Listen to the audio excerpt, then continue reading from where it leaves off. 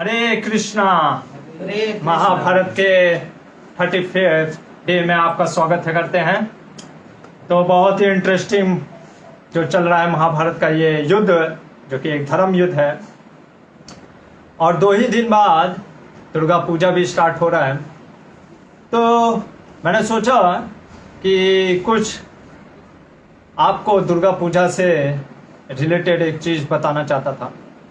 कई बार हम देखते हैं, जैसे अभी गणेश चतुर्थी भी गया था, कि लोग गणेश जी का विग्रह में ऐसा कई बार बनाते हैं कि म्यूनसिपैलिटी का वर्कर कभी बना देते हैं कि झाड़ू लिए हुए हैं, बुलडोजर लेके चल रहे हैं। या हम देखते हैं कई बार दुर्गा जी को भी ऐसे कुछ तो विशेष आकार, क्योंकि दुर्गा जी अगर आप देखोगे त्रिशूल ली रहती हैं और महिषासुर का वध कर रही होती हैं कई बार। लेकिन हम खास करके मैंने गणेश जी को कई बार देखा है बैट बॉल लिए रहते हैं, और लोगों से पूछा अरे ये क्या गणेश जी को, तो कहते हैं आज गणेश जी का क्रिकेट खेलने का मूड है।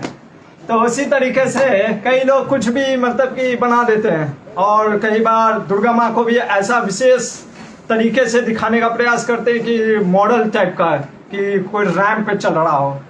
तो ये हमको लगता है कि ये हमारा विचार से, या हमको अच्छा लगता है। लोगों से पूछो तो कहते हैं अरे चलता है ना बाबा, अच्छा लगता है।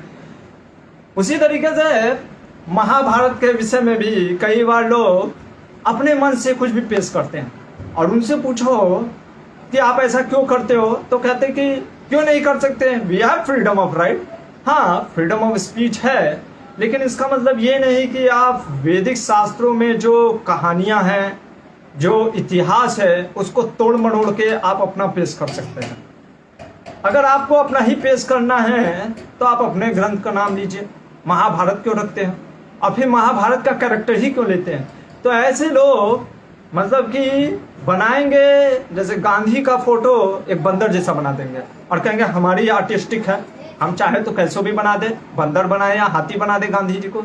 नहीं, तो ये गलत होगा। आप फिर नाम गांधी मत दो, क्योंकि गांधी एक इंसान थे। तो उसी तरीके से हम देखते हैं महाभारत के कई प्रसंगों में लोग अलग अलग अपने मत डालते हैं, अपने ओपिनियन डालते हैं, अपने स्टोरी फ्रेम करते हैं, और स्टोरी फ्रेम करके अलग अलग कहानियां बताते हैं। तो उसी उपलक्ष्य में आज हम देखेंगे कि क्या क्या चीज है। पहला चीज, क्या पर्पस होता है ट्रुथ बोलने का। दूसरा चीज, कई बार हम राइट डिसीजन लेते हैं और कई बार हम डिसीजन को राइट बनाते हैं। तीसरा चीज, क्या कृष्ण, अभी कोई मर गया तो आप खुशी हो गए, स्माइल करोगे, मुस्कुराओगे। लोग कहेंगे अरे एक तो मर गया मेरा यहाँ पे और आप मुस्कुरा रहे हैं, आप पागल हैं। लेकिन भगवान मुस्कुरा रहे हैं, तो क्या भगवान पागल हैं? चौथा चीज, एक तीर से 2 निशाना, हमेशा हम लोग बात करते हैं एक तीर और 2 निशाने। आज देखेंगे क्या किया किस व्यक्ति ने कि एक तीर से 2 निशाना। ज्यादा समय ना लेते हुए भगवान श्री कृष्ण, व्यासदेव, शिल प्रभुपाद, गुरु शिष्य परंपरा को याद करते हुए मंगलाचरण करेंगे। नारायणं नमस्कृत्यं नरं चैव नरोत्तमं देवीं सरस्वतीं व्यासं ततो जयमुदीरयेत्। हरे कृष्णा। तो हमारा चल रहा है ये द्रोण पर्व। जैसा कि आप जान रहे हो कि द्रोण पर्व है। हमने सबसे पहले आदि पर्व, 18 दिन का युद्ध वहाँ, और गीता में भी 18 चैप्टर, और आप देखोगे टोटल अक्षौणी सेना भी कितने थे, 18। तो 18 का ये खेल है। तो अभी हमारा पर्व जो चल रहा है वो द्रोण पर्व, 7वां पर्व है। और द्रोण पर्व में हमने कल डे 14 देखा था, पर मैच में रोमांच आ चुका है। डे मैच था, 1 डे मैच था, ये नाइट डे भी हो रहा है, नाइट मैच भी हो रहा है। क्यों नाइट मैच हो रहा है? क्योंकि कल हमने देखा कि जयद्रथ को जब भगवान ने मार दिया, और मैंने आपको बताया व्यासदेव के अनुसार कई लोग कहते भगवान, कुछ लोग कहते उस दिन सूर्य ग्रहण लग गया था, कुछ लोग कहते हैं कि भगवान ने सुदर्शन से सूर्य को ढक दिया। पर ऐसा महाभारत में वर्णन नहीं आता, खास करके व्यासदेव के महाभारत में। क्योंकि पहला चीज, अगर सुदर्शन से भगवान ने सूर्य को कैसे ढकेंगे? जो सुदर्शन 100 सूर्यों के तेज के समान है, वो एक सूर्य को ढकने जाएगा तो 100 सूर्य का तेज दे देगा। सिंपल सा चीज है, एक ट्यूबलाइट है, एक बल्ब आपने लगाया, उसको ढकने के लिए आपने 10 ट्यूबलाइट उसके सामने रख दिया, तो वो और प्रकाशमय होगा या लाइट ढकेगा। तो ये सुदर्शन का कॉन्सेप्ट नहीं बैठता है। और दूसरा चीज सोलर इक्लिप्स भी ऐसा कुछ नहीं है। हमने कल देखा व्यासदेव ने क्या बताना चाहा कि भगवान कृष्ण ने, क्योंकि वो बार बार ऐसे समय देख रहा था, कौन, जैसे वो सूर्योदय, जैसे कई बार जो बच्चे होते हैं टीचर या क्लास में बोरिंग लगता है, सो रहे होते हैं, सोचते कब बेल बजेगा, कब बेल बजेगा, बेल क्यों नहीं बज रहा है, आज इतना लेट क्यों हो रहा है। या कई बार हमको कहीं से जाना रहता है, समय दिखते हैं, अरे यार अब जाना चाहिए, अब जाना चाहिए। उसी तरीके से जयदत्त बार बार देख रहा था सूर्य की तरफ, कब सूर्यास्त होगा, कब सूर्यास्त होगा, क्योंकि उसको तो युद्ध करना नहीं था, उसको तो सब घेरे हुए थे, अब बाकी सब युद्ध कर रहे होते हैं, तो खाली दिमाग की तरफ कब सूर्यास्त होगा। तो भगवान ने ऐसा कर दिया कि सिर्फ उसी को आभास हुआ कि सूर्यास्त हो गया, और जैसे ही सूर्यास्त हो गया, हो सूर्यास्त हो गया, और बाहर निकल जाता है। और उसी क्षण अर्जुन बाण से, पशुपात अस्त्र की सहायता से उसके ऊपर चलाते हैं, उसके गर्दन को काटते हैं। वृत्त छत्र जो उसके पिता होते हैं उनके गोद में जाकर के वो मस्तक गिरता है, और मस्तक जैसे फुटबॉल की तरह उनके गोद से जब वो अचानक से कोई आपके मान लीजिए गोद में कोई डाल दे कोई सामान, जैसे बैग का झोला, तो आप देखोगे अरे क्या डाला भाई, तो वैसे वो देखते हैं कि क्या गिरा है, और मस्तक जाकर नीचे गिरता है, फड़ाम से विस्फोट होता है और उसके बाद सर फट जाता है उनके पिता का। तो ये जब हो गया 14वां दिन, लेकिन अभी सूर्यास्त नहीं हुआ था, तब आंखों के सामने ऐसा पराक्रम जब अर्जुन ने दिखाया, तो फिर कृपाचार्य को क्रोध आ गया, अश्वत्थामा को क्रोध आ गया, और उन्होंने बाणों से 70 बाण मारे अर्जुन को, और अर्जुन के इधर उधर सब जगह लगा। तो अर्जुन कहता है कृपाचार्य को कि आप मेरे गुरु के समान हैं, क्योंकि आप कुलगुरु हैं, और अश्वत्थामा तुम तो मेरे गुरु पुत्र हो, आप दोनों ब्राह्मण हैं, मैं नहीं चाहता है आप लोगों की मृत्यु का कारण बनूं, फिर भी लेकिन आप क्योंकि युद्ध में आए हैं तो मुझे आपको मारना ही पड़ेगा, आघात करना ही पड़ेगा। और अर्जुन ऐसे गांडीव की प्रतिंचा चढ़ा करके ऐसे बाणों को निकाल के मारना स्टार्ट करता है, अश्वत्थामा के पूरे रथ को चकनाचूर कर देता है, और फिर कृपाचार्य को बाणों से मूर्छित कर देता है। और कृपाचार्य को जब बाणों से मूर्छित कर देता है, उस समय कृपाचार्य मूर्छित होकर गिर जाते हैं। अर्जुन रोने लगता है, विलाप करने लगता है, क्योंकि कहता अरे आप तो मेरे गुरु के समान है। देखो कितना कहते हैं युद्ध में कई बार कितना घनघोर कार्य करना पड़ता है। शास्त्र कहता है कि अरे गुरु के ऊपर वचन नहीं बोलना चाहिए, गुरु के प्रति हमें बढ़ चढ़ के या उनको डांटना या जवाब नहीं देना चाहिए। आज मैं उसी गुरु के सामने उसी गुरु को मैं बाणों से मूर्छित कर दिया, घायल कर दिया, कितना दुख की बात है। तो जब ऐसे दुख कर रहे होते तो भगवान कृष्ण उनको कहते हैं, जब कोई अधर्म का साथ दे रहा हो ना, तब सबसे पहला धर्म क्या है? सनातन धर्म। क्या है? सनातन। इसीलिए पर्पस सत्य बोलने का चीज क्या होता है? कई बार हम लोग बोलते हैं कि सत्य बोलना चाहिए, सत्य बोलना चाहिए, सत्य बोलना चाहिए। हाँ, सत्य बोलना चाहिए, लेकिन सत्य बोलने का उद्देश्य क्या है? कि उस व्यक्ति को ऐसे सत्य बोलो कि वो परम सत्य के करीब आ सके, ना कि ऐसा सत्य बोलो कि और ही भाग जाए। उसी तरीके से कई बार क्योंकि ये जीवन बहुत डायनेमिक है, लाइफ ऐसा नहीं है हम ये सोच ली यही धर्म है यही करेंगे। लाइफ में हमेशा सिचुएशन कभी ऐसे आएगा कभी वैसे आएगा, इसीलिए गुरु साधु शास्त्र की हमेशा जरूरत पड़ती है। मैं पढ़ता हूँ तो मेरे को समझ में नहीं आता है कि लोग कैसे कह देते हैं कि हम तो बिना गुरु के माध्यम से सब समझ जाएंगे। आप समझ ही नहीं सकते। स्वयं कृष्ण बोलते हैं भगवान गीता में, क्या बोलते हैं? तद्विद्धि प्रणिपातेन परिप्रश्नेन सेवया उपदेक्षन्ति ते ज्ञानम ज्ञानिनस्तत्त्वदर्शिनः। तत्वदर्शी जो जीवन के परम सत्य को जानते, जो धर्म को जानते, कब कहाँ कैसे लगाना है, उनका सेवा करके उनसे प्रश्न करके ही हम समझ सकते हैं। नहीं तो अगर हम सिर्फ अपने से पढ़ेंगे भी तो घबरा जाएंगे कहाँ क्या लगाना है।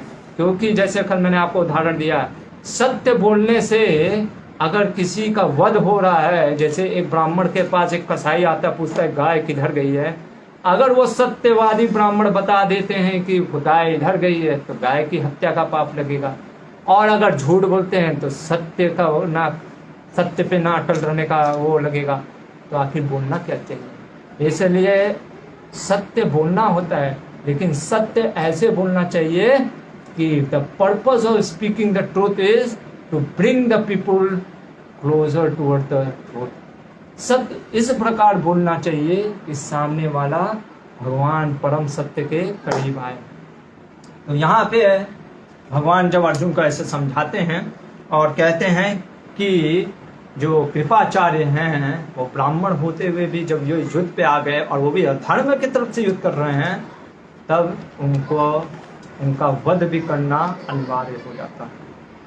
इसके बाद जब कृपाचार्य से इस तरह युद्ध कर रहे होते तो कर्ण जो होता है, हाँ, इस दुर्योधन बहुत ही ज्यादा दुखी हो जाता है। और दुर्योधन दुखी होने के कारण अगर हम देखें तो क्या करता है कि वो जाता है इसके पास, किसके पास? गुरु द्रोणाचार्य के पास। और द्रोणाचार्य के पास जाते वक्त वो उपलाप करता है, मतलब उनको डांटने लगता है। अरे द्रोणाचार्य, आप तो परशुराम के शिष्य थे, आप तो कह रहे थे कि मेरे पास तो ब्राह्मण तेज भी है और क्षत्रिय तेज भी है, मतलब मैं मंत्र शस्त्र से भी और शास्त्र से भी वध कर सकता हूँ, मंत्रों से भी किसी का वध कर सकता हूँ। आप जब ये धनुष लेके उतरे थे तो आपने स्वयं कहा था 1 महीने के अंदर मैं पूरे पांडवों को नाश कर दूंगा। आपके होते हुए भी वो जयद्रथ, जिसको वो भाग रहा था, कल कह रहा था कि मैं भाग जाऊंगा, मेरे को प्राण ले लिया है अर्जुन मारने का, तो मैं कैसे रह सकता हूँ? वो जयद्रथ को मैंने आपके बल पे रोका था। अब मेरे को ऐसा लगता है कि मैं उसको भगा ही देता तो ज़्यादा अच्छा था, क्योंकि मेरा क्षत्रिय तेज मतलब क्या हो गया, ढह गया, क्योंकि मेरी बात नहीं रह गई। और दूसरा चीज़, वो भीम कल यानी अभी दिन का समय हो रहा है, 31 मेरे भाइयों को आज मार के दिया। कितने? 31 भाइयों को। और जयद्रथ मारा गया, और आप अभी भी ऐसे खड़े हो। जब ऐसे द्रोणाचार्य को ललकारने लगता है कि आप कुछ क्यों नहीं कर रहे हो, द्रोणाचार्य कहते सुनो दुर्योधन, मैं तुमको पहले भी बताया, अभी भी बताता हूँ, तुम जैसा मूर्ख व्यक्ति कभी सुधरेगा ही नहीं। अरे जब विदुर जी ने भरी सभा में बोला था ये जो 64 के पासे नहीं, ये बाण है जो आएंगे 13 साल के बाद, तुम उस समय भी नहीं समझे, और आज तुम मेरे को अवहेलना दे रहे हो। मैं तो बाहर खड़ा था, तुम तो जयद्रथ के सामने 6 महारथी तुम थे, कृपाचार्य थे, अश्वत्थामा था, ये कर्ण तुम्हारा मित्र कर्ण, तुम लोग क्या कर रहे थे जब वो कृष्ण और अर्जुन घुस गए पूरा अंदर हैं? तुम मेरे को डांटते हो, तुम क्या कर रहे थे? और इस तरीके से दुर्योधन को वो फटकारने लगते हैं और कहते हैं कि चूंकि तुमने मेरे तेज के ऊपर ललकारा है, मैं प्रतिज्ञा लेता हूं कि आज मैच डे एंड नाइट होगा, मतलब कि सूर्यास्त के बाद भी मैच बंद नहीं होने वाला आज। और मैं जब तक कवच धारण करूंगा, जब तक कि मैं पांचाल के सारे राजाओं को, पांचाल के सारे पुत्रों को मार नहीं गिराऊंगा, मैं तुमको वचन देता हूं, तब तक अपना कवच उतारूंगा नहीं। यानी हमारा जो महाभारत का युद्ध है वो 14वें दिन का ही है, और लेकिन आज है नाइट का मैच, यानी डे एंड नाइट मैच। पहली बार डे एंड नाइट मैच चल रहा है, यानी अब कोई यहाँ पे कोई नियम ही नहीं रह गया है। और महाभारत के अनुसार कई लोग कहते हैं कि डे एंड नाइट इसलिए करने लग गए क्योंकि वो कहें कि अरे भगवान ने गलत तरीके से मारा। आप देखो महाभारत में कोई किसी ने कुछ नहीं बोला, क्यों? किसी को पता ही नहीं ना चला वो भगवान ने क्या किया। देखो ये चीज होता है, कई बार हम डिसीजन लेते हैं, राइट डिसीजन, ठीक है, जीवन में हम कई बार सही डिसीजन लेते हैं, लेकिन कई बार उतावलेपन में आ करके हम डिसीजन ले लेते हैं, फिर उसको हमें देखना पड़ता है कैसे राइट करना है। जैसे यहाँ पे देखते हैं, जयद्रथ को मारने का प्रतिज्ञा ले लेता है अर्जुन।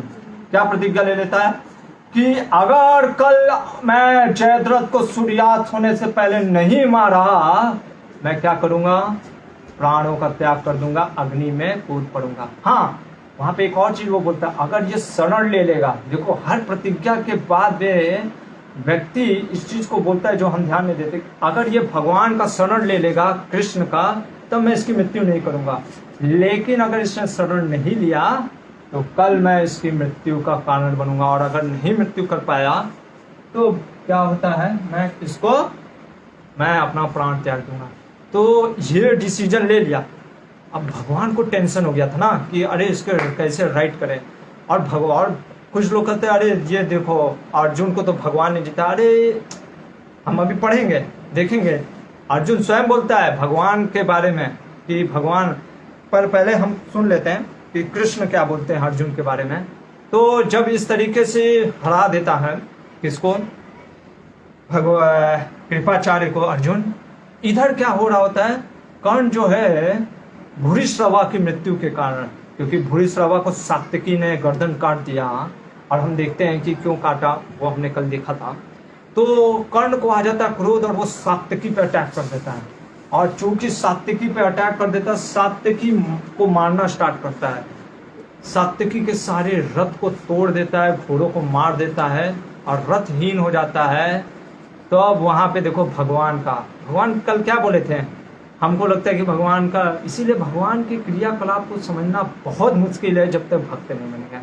कल भगवान ने क्या बोला था दारू को, दारू अगर अर्जुन नहीं मार पाया जयद्रथ को, तो तुम अपने रथ को लेकर के उसमें कौमुद की गदा, मेरा सारंग धनुष, सुदर्शन चक्र और मेरा पांचजन्य शंख लेकर के आना, और मैं फिर क्या करूंगा, मैं अपने शंख से यहां से क्या बजाऊंगा, वृषभ ध्वनि करूंगा। जैसे ही मैं वृषभ ध्वनि करूंगा, तुम रथ लेके मेरे पास आ जाना। और यहां पे आप देखोगे भगवान ने ऋषभ ध्वनि कर दिया। आप कहोगे कि अरे भगवान ने तो कहा था कि अरे वो जब जयद्रथ को नहीं मार पाएगा तब करेंगे, ताकि वो फिर सारे लोगों को मार डालेंगे, पूरे कौरवों को। पर यहाँ पे तो अर्जुन ने मार दिया जयद्रथ को, फिर क्यों ऋषभ ध्वनि किया? यही तो भगवान की दूरदृष्टि है। उन्होंने जानते थे भगवान कि कल सात्विकी रथहीन हो सकता है कर्ण के साथ युद्ध करने के बाद, इसलिए भगवान ने पहले से रथ को तैयार रखा था।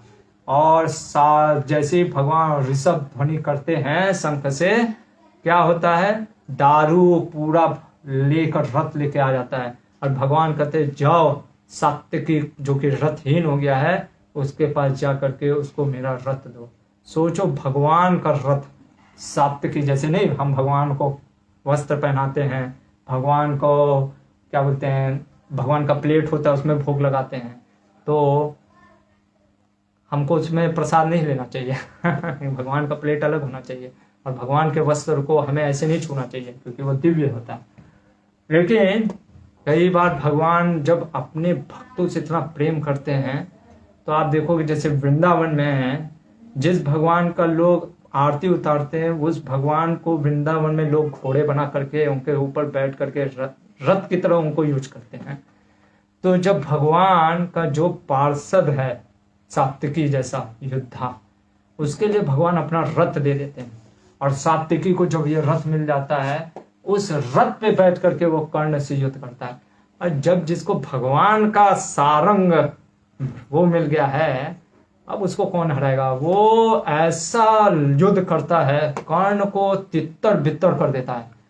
कर्ण मारा ना जाए ये देख करके दुर्योधन दुशासन को भेजता है कि तुम भी जाओ आज, नहीं तो मेरा मित्र कर्ण ना मारा जाए। और आप देखोगे कि ये चैप्टर 147 है द्रोणपर्व का, क्या होता है एक्चुअल में अगर आप देखो यहाँ पे है, तो कर्ण जो था क्या होता है, ये 70th वर्ष है। यहाँ पे श्याम व्यासदेव लिखते हैं कि कर्ण को जब इस तरीके से देखा, क्या देखा कि सात्विकी ने रथहीन कर दिया कर्ण को, और दुशासन को भी रथहीन कर दिया। चाहता तो उनको मार सकता था, इसमें साफ लिखा है कि पर नहीं मारा। रक्षण प्रतिज्ञा भीमेन पार्थेन च पुरुकृताम, क्योंकि भीम ने प्रतिज्ञा लिया था कि मैं दुशासन को मारूंगा, और अर्जुन ने प्रतिज्ञा लिया था कि मैं कर्ण को मारूंगा। इसलिए जो सात्यकी अभी मार सकते थे कर्ण को, जो सात्यकी अभी मार सकते थे दुशासन को, उन्होंने सिर्फ और सिर्फ पांडवों की प्रतिज्ञा के लिए नहीं मारा। तो कई बार लोग, सिर्फ इसलिए मैं बता रहा हूं क्योंकि कई बार लोग कहते हैं अरे कर्ण ने छोड़ दिया 4, हाँ वो भी हम देखेंगे, कर्ण छोड़ता है, जैसे कल भीम को छोड़ दिया था उसने। लेकिन आप ये भी देखो, ये लोग भी मार सकते थे। इसलिए ये कहना कि अरे कर्ण ने ही छोड़ा, तो ये आप आधा अधूरा महाभारत सिखा रहे हो, क्योंकि आप सिर्फ कर्ण के प्रति आसक्त हो, ठीक है ना। इसीलिए बहुत जरूरी है कि हम क्या बताते हैं पूरा बताना चाहिए। तो यहाँ पे आप देखो, सात्यकी भी मार सकता था कर्ण को, मारा नहीं, और सात्यकी वहां से निकल जाता है।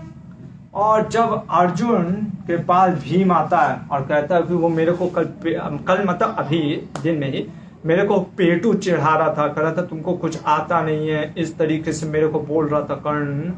अर्जुन कहता है कि कर्ण के पास जाकर के कहता है अरे तुम मेरे भाई को ऐसे बोल रहा है कि वो पेटू है, उसको आता नहीं लड़ना, तुम जाकर देखो। 4 बार तुमको रथहीन कर दिया, कौन?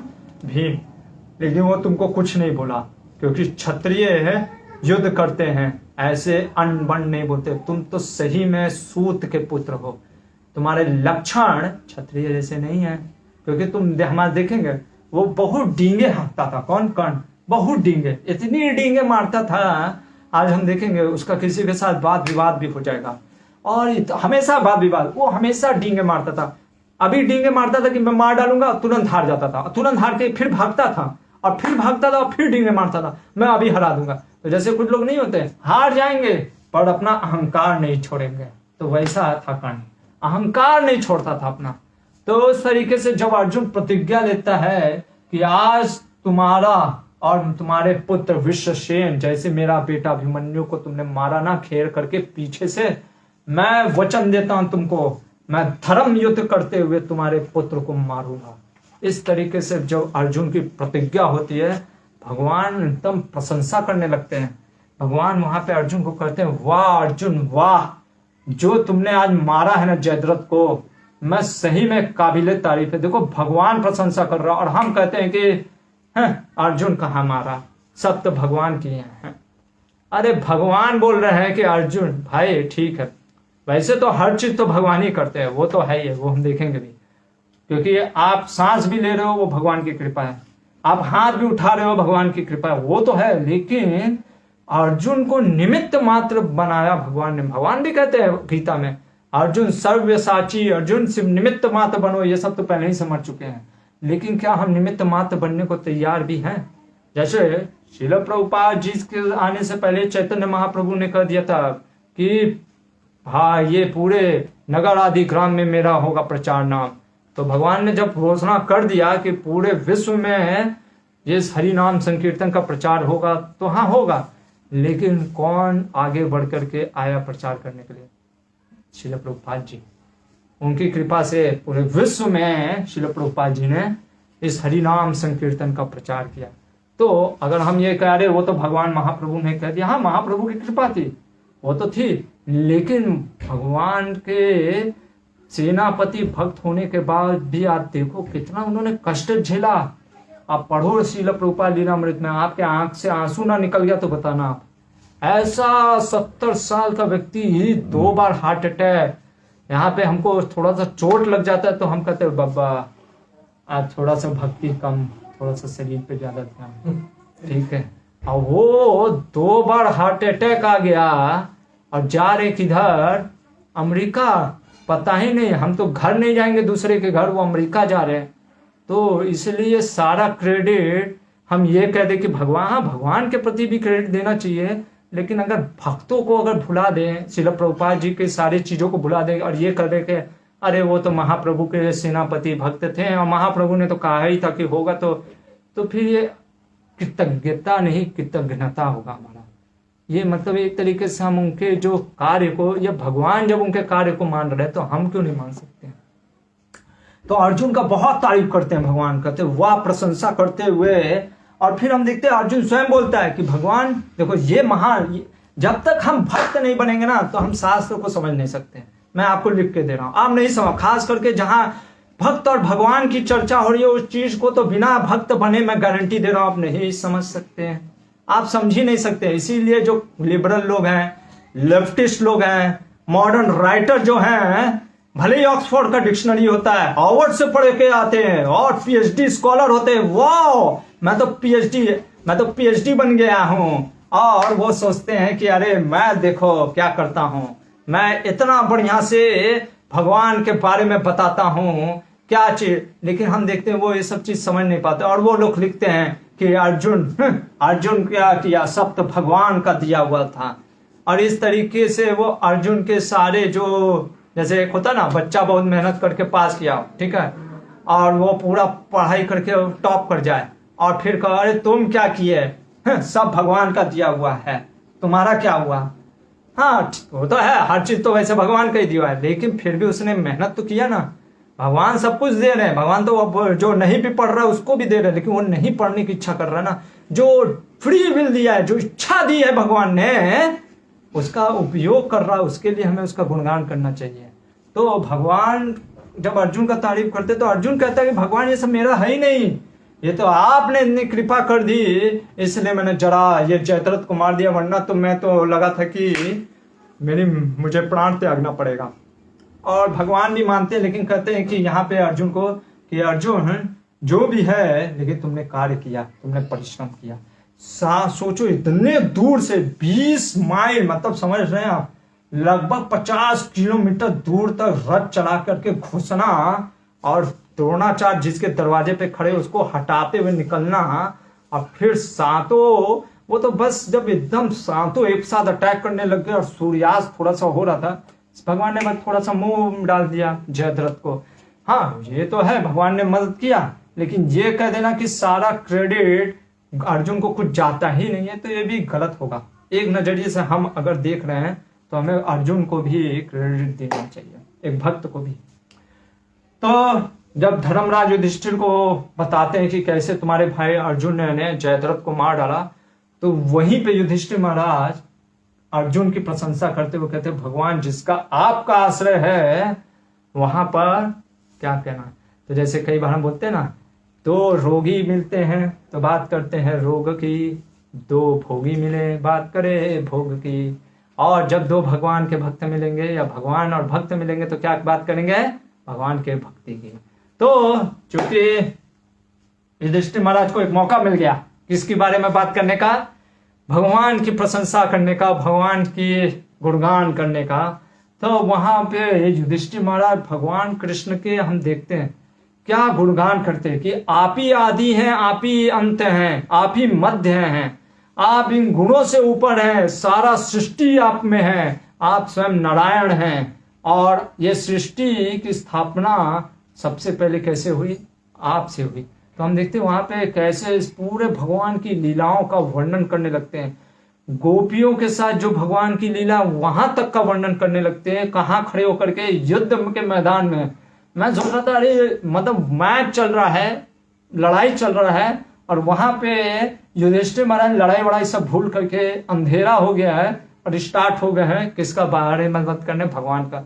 तो भगवान के भक्त जैसे ही कुछ मौका मिलता है, भगवान का ये होता है, भगवान के भक्त वो बिना भगवान के गुणगान किए बिना रह नहीं सकते। इसलिए भगवान के भक्तों को समझने के लिए और भगवान को समझने के लिए भक्त बनना पड़ेगा, नहीं कोई दूसरा उपाय। तो जब ऐसे बात कर रहे होते हैं अर्जुन, भीम और ये सब वहां पे, तो इधर जो दुर्योधन द्रोण से ऐसा बात करता है कि, और द्रोण भी कह लेते हैं कि आज मैं वध करके ही रहूंगा। तो फिर क्या होता है, ये सोच करके फिर सब अपना अपना शंख बजाते हैं। तो शंख इसलिए नहीं बज रहा है कि आज मैच की छुट्टी है, शंख इसलिए बज रहा है क्योंकि मैच एक्सटेंडेड हो गया है, जो डे का मैच था, जो नाइट को नहीं होना था, वो आज डे एंड नाइट हो रहा है।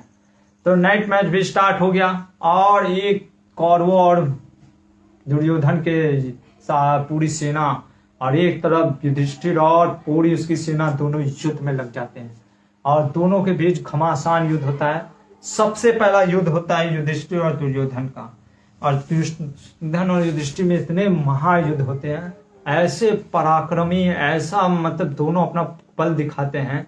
लेकिन युधिष्ठिर महाराज अपने धर्म के कारण दुर्योधन के बाणों को काट डालते हैं और उसको घायल करके उसका पराजय कर देते हैं। इसके बाद क्या होता है, भीमसेन क्या करता है, उसको आता है गुस्सा जब वो देखते कि कैसे उसने कर्ण ने उसके साथ ऐसा अत्याचार किया। तो भीम को आ जाता है गुस्सा और वो गुस्से में जाते जाते क्या करता है, हम देखते हैं क्या कर रहा है।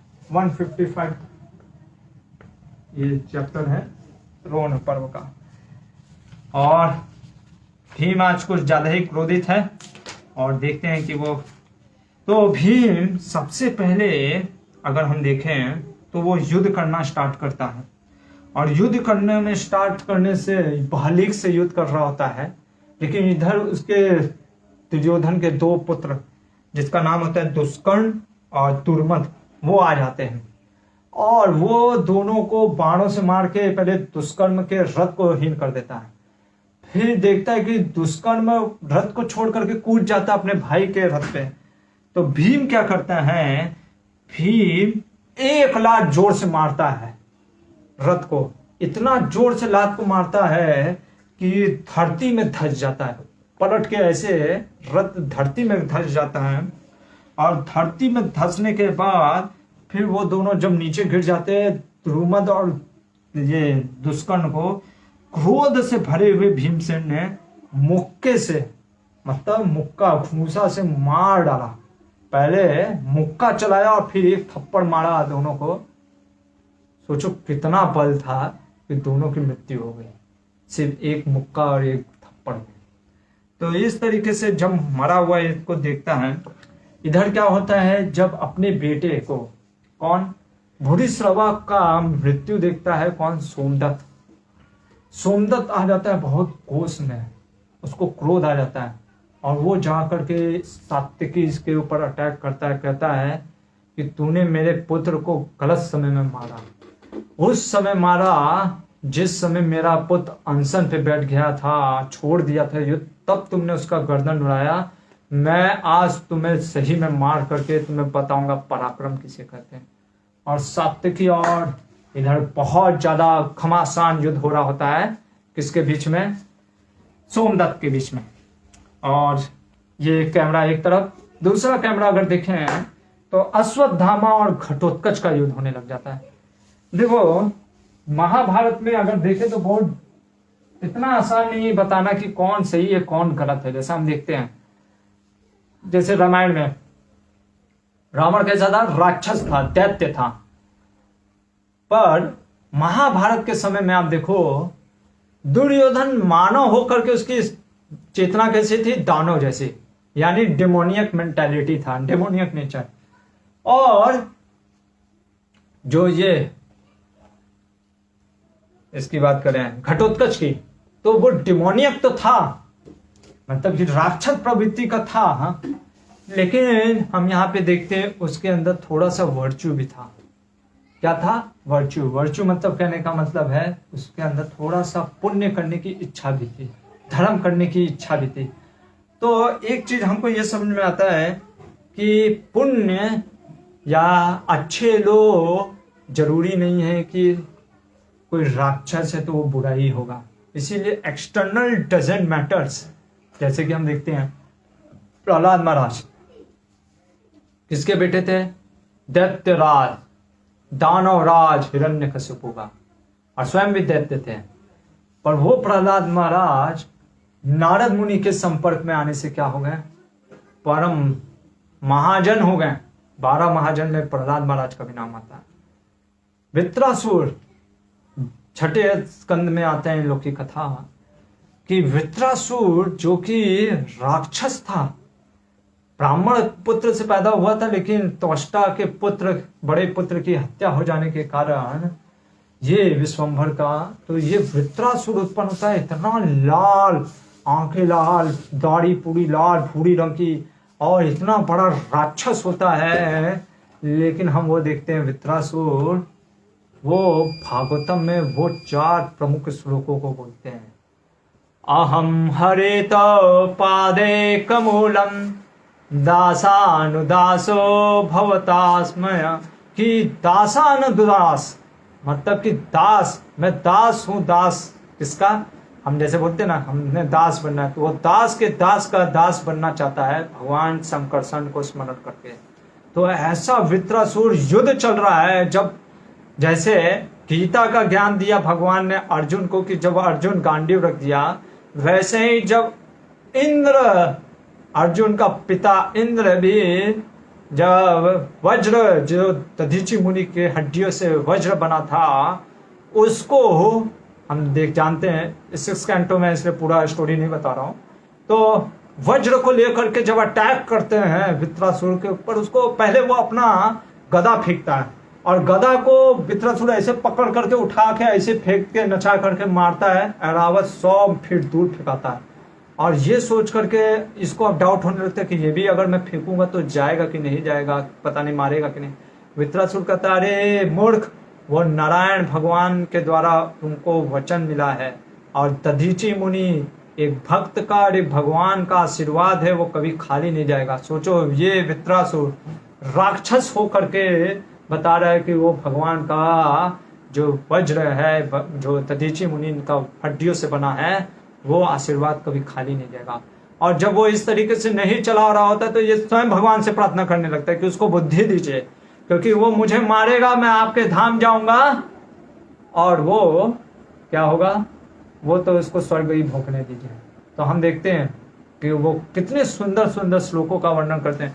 न नाकपृष्ठम न चपारमिष्ठम न सार्वभौमम न रसाधिपत्यम न योग सिद्धेर पुनर्भवम वा समंजसत्वा विरहे न कांक्षे, कि तो भगवान कह सकते हैं कि तुमको क्या चाहिए, तो वो कहता है न नाकपृष्ठम, ना तो मेरे को कोई ध्रुव लोक चाहिए, न पारमिष्ठम, ना ब्रह्म लोक चाहिए, ना मेरे को स्वर्ग लोक चाहिए, ना कोई रसातल का भी चाहिए, मेरे को कुछ नहीं चाहिए भगवान। और भगवान कहेगा, अच्छा तो फिर मोक्ष चाहिए? मोक्ष भी नहीं चाहिए, मुझे कुछ नहीं चाहिए, बस मेरे को आपका प्रेममय संबंध चाहिए।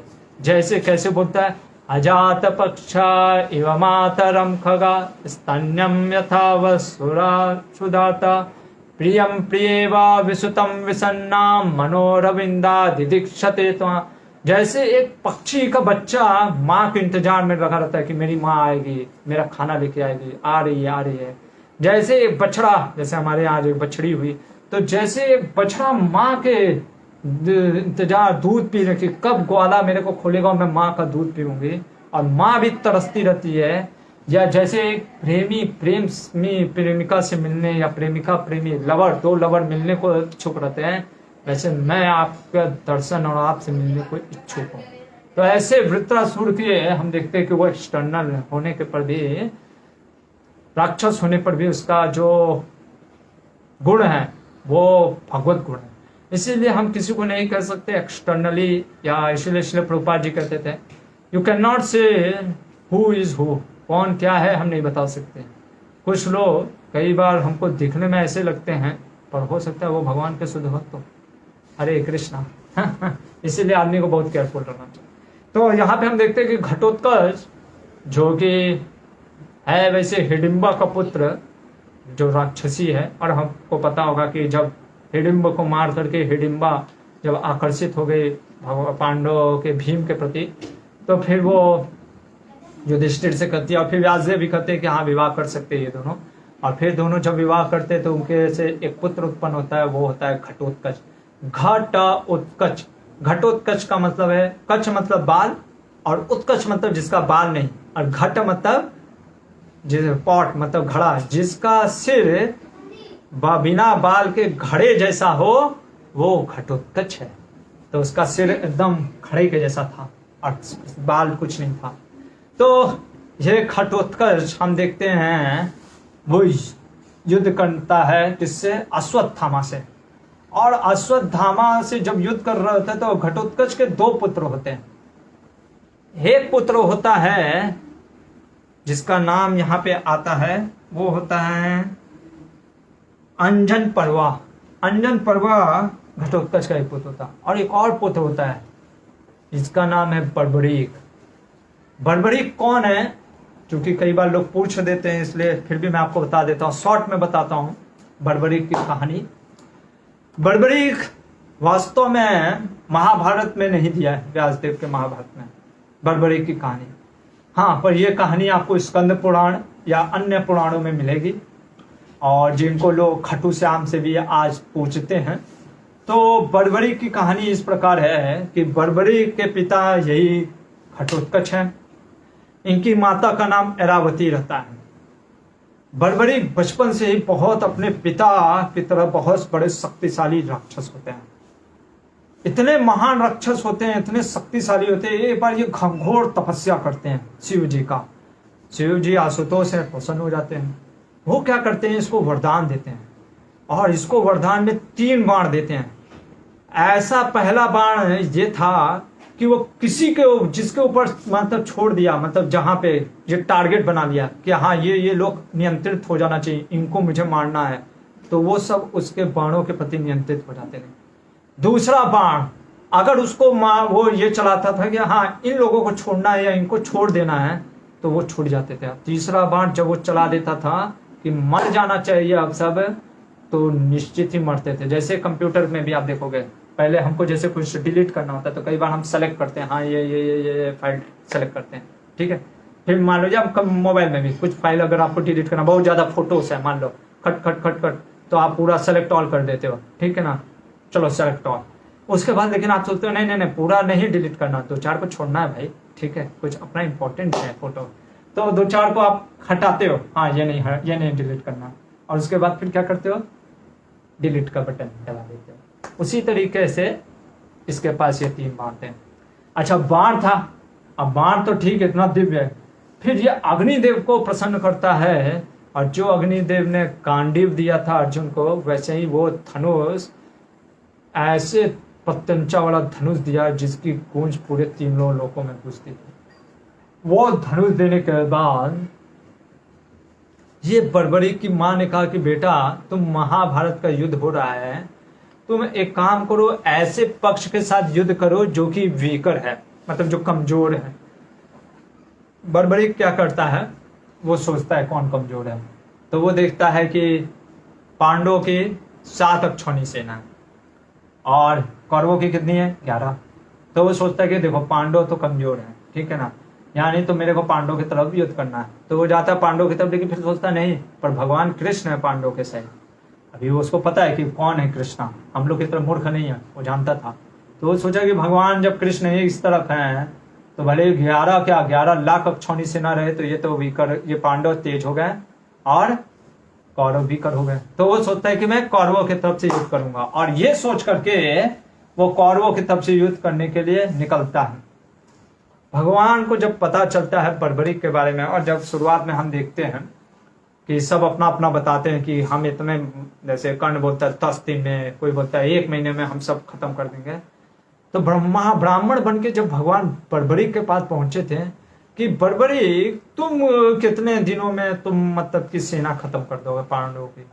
वो कहता मैं तिनके के मात्र भर अपने इस बाणों से सब सेना खत्म कर सकता हूँ।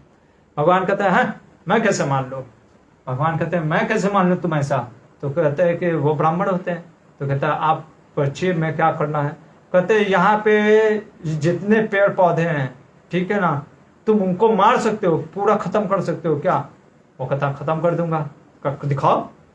तो भगवान चुपके से क्या करते हैं, एक पत्ता तोड़ करके पैर के नीचे दबा करके रख देते हैं, और जब बर्बरीक पहला बाण मारता है तो सारे जो पेड़ होते हैं, मतलब कि जो पूरा उस पर टारगेट हो जाता है, जैसे सेलेक्ट हो जाता है फिर वो जब बाण चलाता है अपना तीसरा बाण, और उसके बाद पूरे के पूरे बाण जा करके सब जगह पत्ते को मार के ख़त्म कर देते हैं, और एक बाण जा करके कहाँ लगता है? भगवान के चरण पे भी।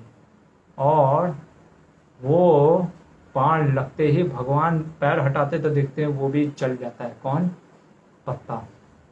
तो भगवान को यकीन हो जाता है अगर मैंने पांडवों को छिपा कर भी रख दिया तो ये बर्बरीक क्या करेगा? मार डालेगा सबको। तो इसलिए भगवान क्या करते हैं? भगवान कहते हैं कि मैं तुमसे बहुत खुश हो गया, मैं तो ब्राह्मण हूँ, कुछ दान दो ब्राह्मण को। कहते क्या चाहिए दान? क्योंकि भगवान भक्त है ना, भक्त इन द सेंस मतलब कि आखिर भीम का ही खून दौड़ रहा है। तो कहते हैं कि ब्राह्मणों को मैं दान देना चाहता हूँ, आप बताइए आपको क्या दान चाहिए? वो कहते हैं मुझे तुम्हारा सर चाहिए। क्या चाहिए? सिर चाहिए। अब इसका भी पीछे कहानी है, बता ही देता हूँ, नहीं तो फिर आप गलत तो स्टोरी समझ लोगे। आधा अधूरा ज्ञान दूंगा तो फिर आप उल्टा ले लोगे इस ज्ञान को।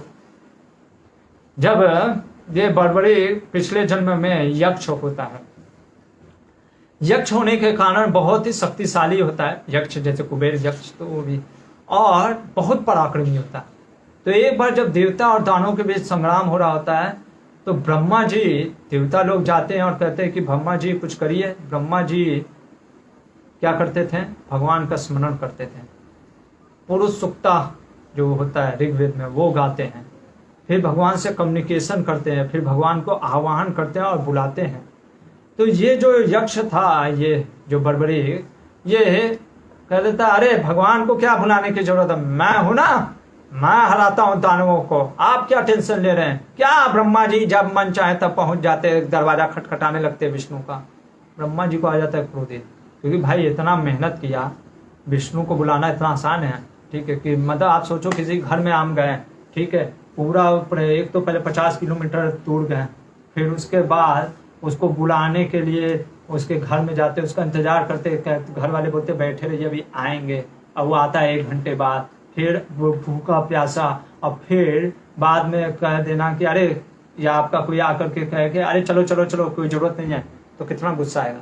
तो वही से ब्रह्मा जी को लगता है, और दूसरा जी ब्रह्मा जी सोचते इतना अहंकारी हो गया है, और ब्रह्मा जी श्राप देते हैं कि अगले जन्म में तेरे मृत्यु का कारण भगवान विष्णु ही होंगे। और इसलिए भगवान जब ब्राह्मण बन करके उसके पास आते हैं और कहते हैं कि तुम अपना जो ये गर्दन है वो मृत्यु, ये गर्दन काट करके मुझे दे दो।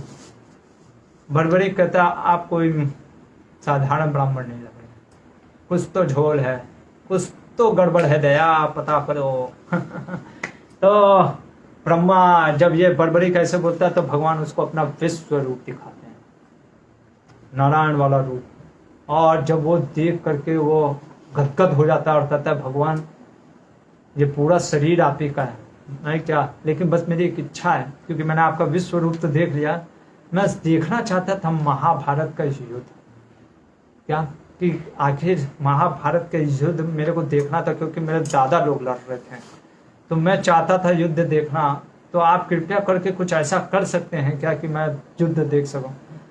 भगवान कहते हैं मैं तुमको वचन देता हूं, मैं तुम्हें आशीर्वाद देता हूं, तुम्हारा सिर कट जाएगा, पर तुम्हारे सिर मतलब कि भले ये शरीर नष्ट हो जाएगा पर तुम्हारे सिर में अभी भी वो जिंदा रहेगा।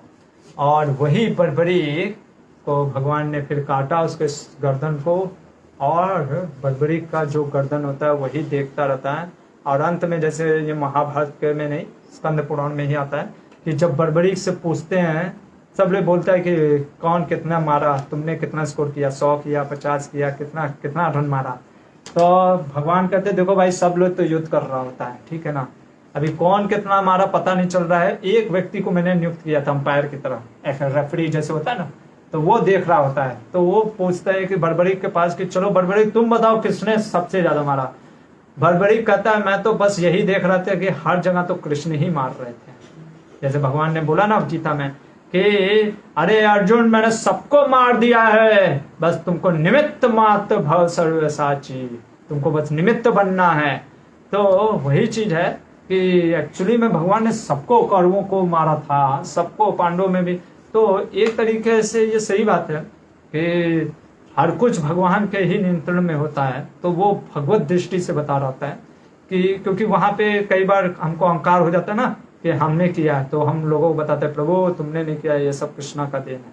तो उसी तरीके से, लेकिन एज ए थर्ड पर्सन हमको ये नहीं सोचना चाहिए अगर कोई भक्त बहुत महान कार्य किया है, आपने नहीं किया, कृष्णा ने किया, नहीं, उसको हमें गुणगान करना चाहिए उसका भी, भगवान के साथ साथ उसका भी गुणगान। तो यहाँ पे हम देखते हैं कि बर्बरीक ने बताया था, तो ये बर्बरीक वही एक घटोत्कच का एक और पुत्र है। तो मैं इसलिए स्टोरी बता दिया कि कई बार लोग बर्बरीक के बारे में बोलते हैं, पर ये महाभारत के व्यासदेव के महाभारत में ये बर्बरीक की कथा नहीं आती है, ये अन्य पुराणों से आती है। हरे कृष्णा। तो यहाँ पे हम देखते हैं कि दूसरा जो पुत्र होता है घटोत्कच का, जिसका नाम होता है अंजन पर्वा, वो अश्वत्थामा से युद्ध करने के लिए ललकारने लगता है। और अश्वत्थामा, भाई अश्वत्थामा है, वो तो चिरंजीव है, उसको तो मृत्यु भी नहीं आ सकती।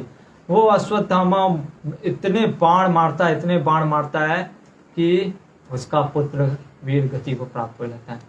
ये देख करके घटोत्कच को बहुत क्रोधित होता है। घटोत्कच कहता है रुको अश्वत्थामा, आज मैं तुम्हें मृत्यु के लोक पहुंचा देता। अश्वत्थामा कहता है सुनो, तुम भीम के पुत्र हो, इसलिए मेरे को तुम पे दया आ रही है, जाओ, मेरे को रोष नहीं आ रहा, दया आ रहा है, इसलिए छोड़ देता हूँ, नहीं तो मैं तुम्हें भी मार डालूंगा। घटोत्कच कहता है कि तुमने मेरे पुत्र को मारा है, मैं तुम्हें ऐसे जाने नहीं दूंगा। और दोनों भी इसमें महाभयंकर युद्ध होता है, बहुत भयंकर युद्ध होता है।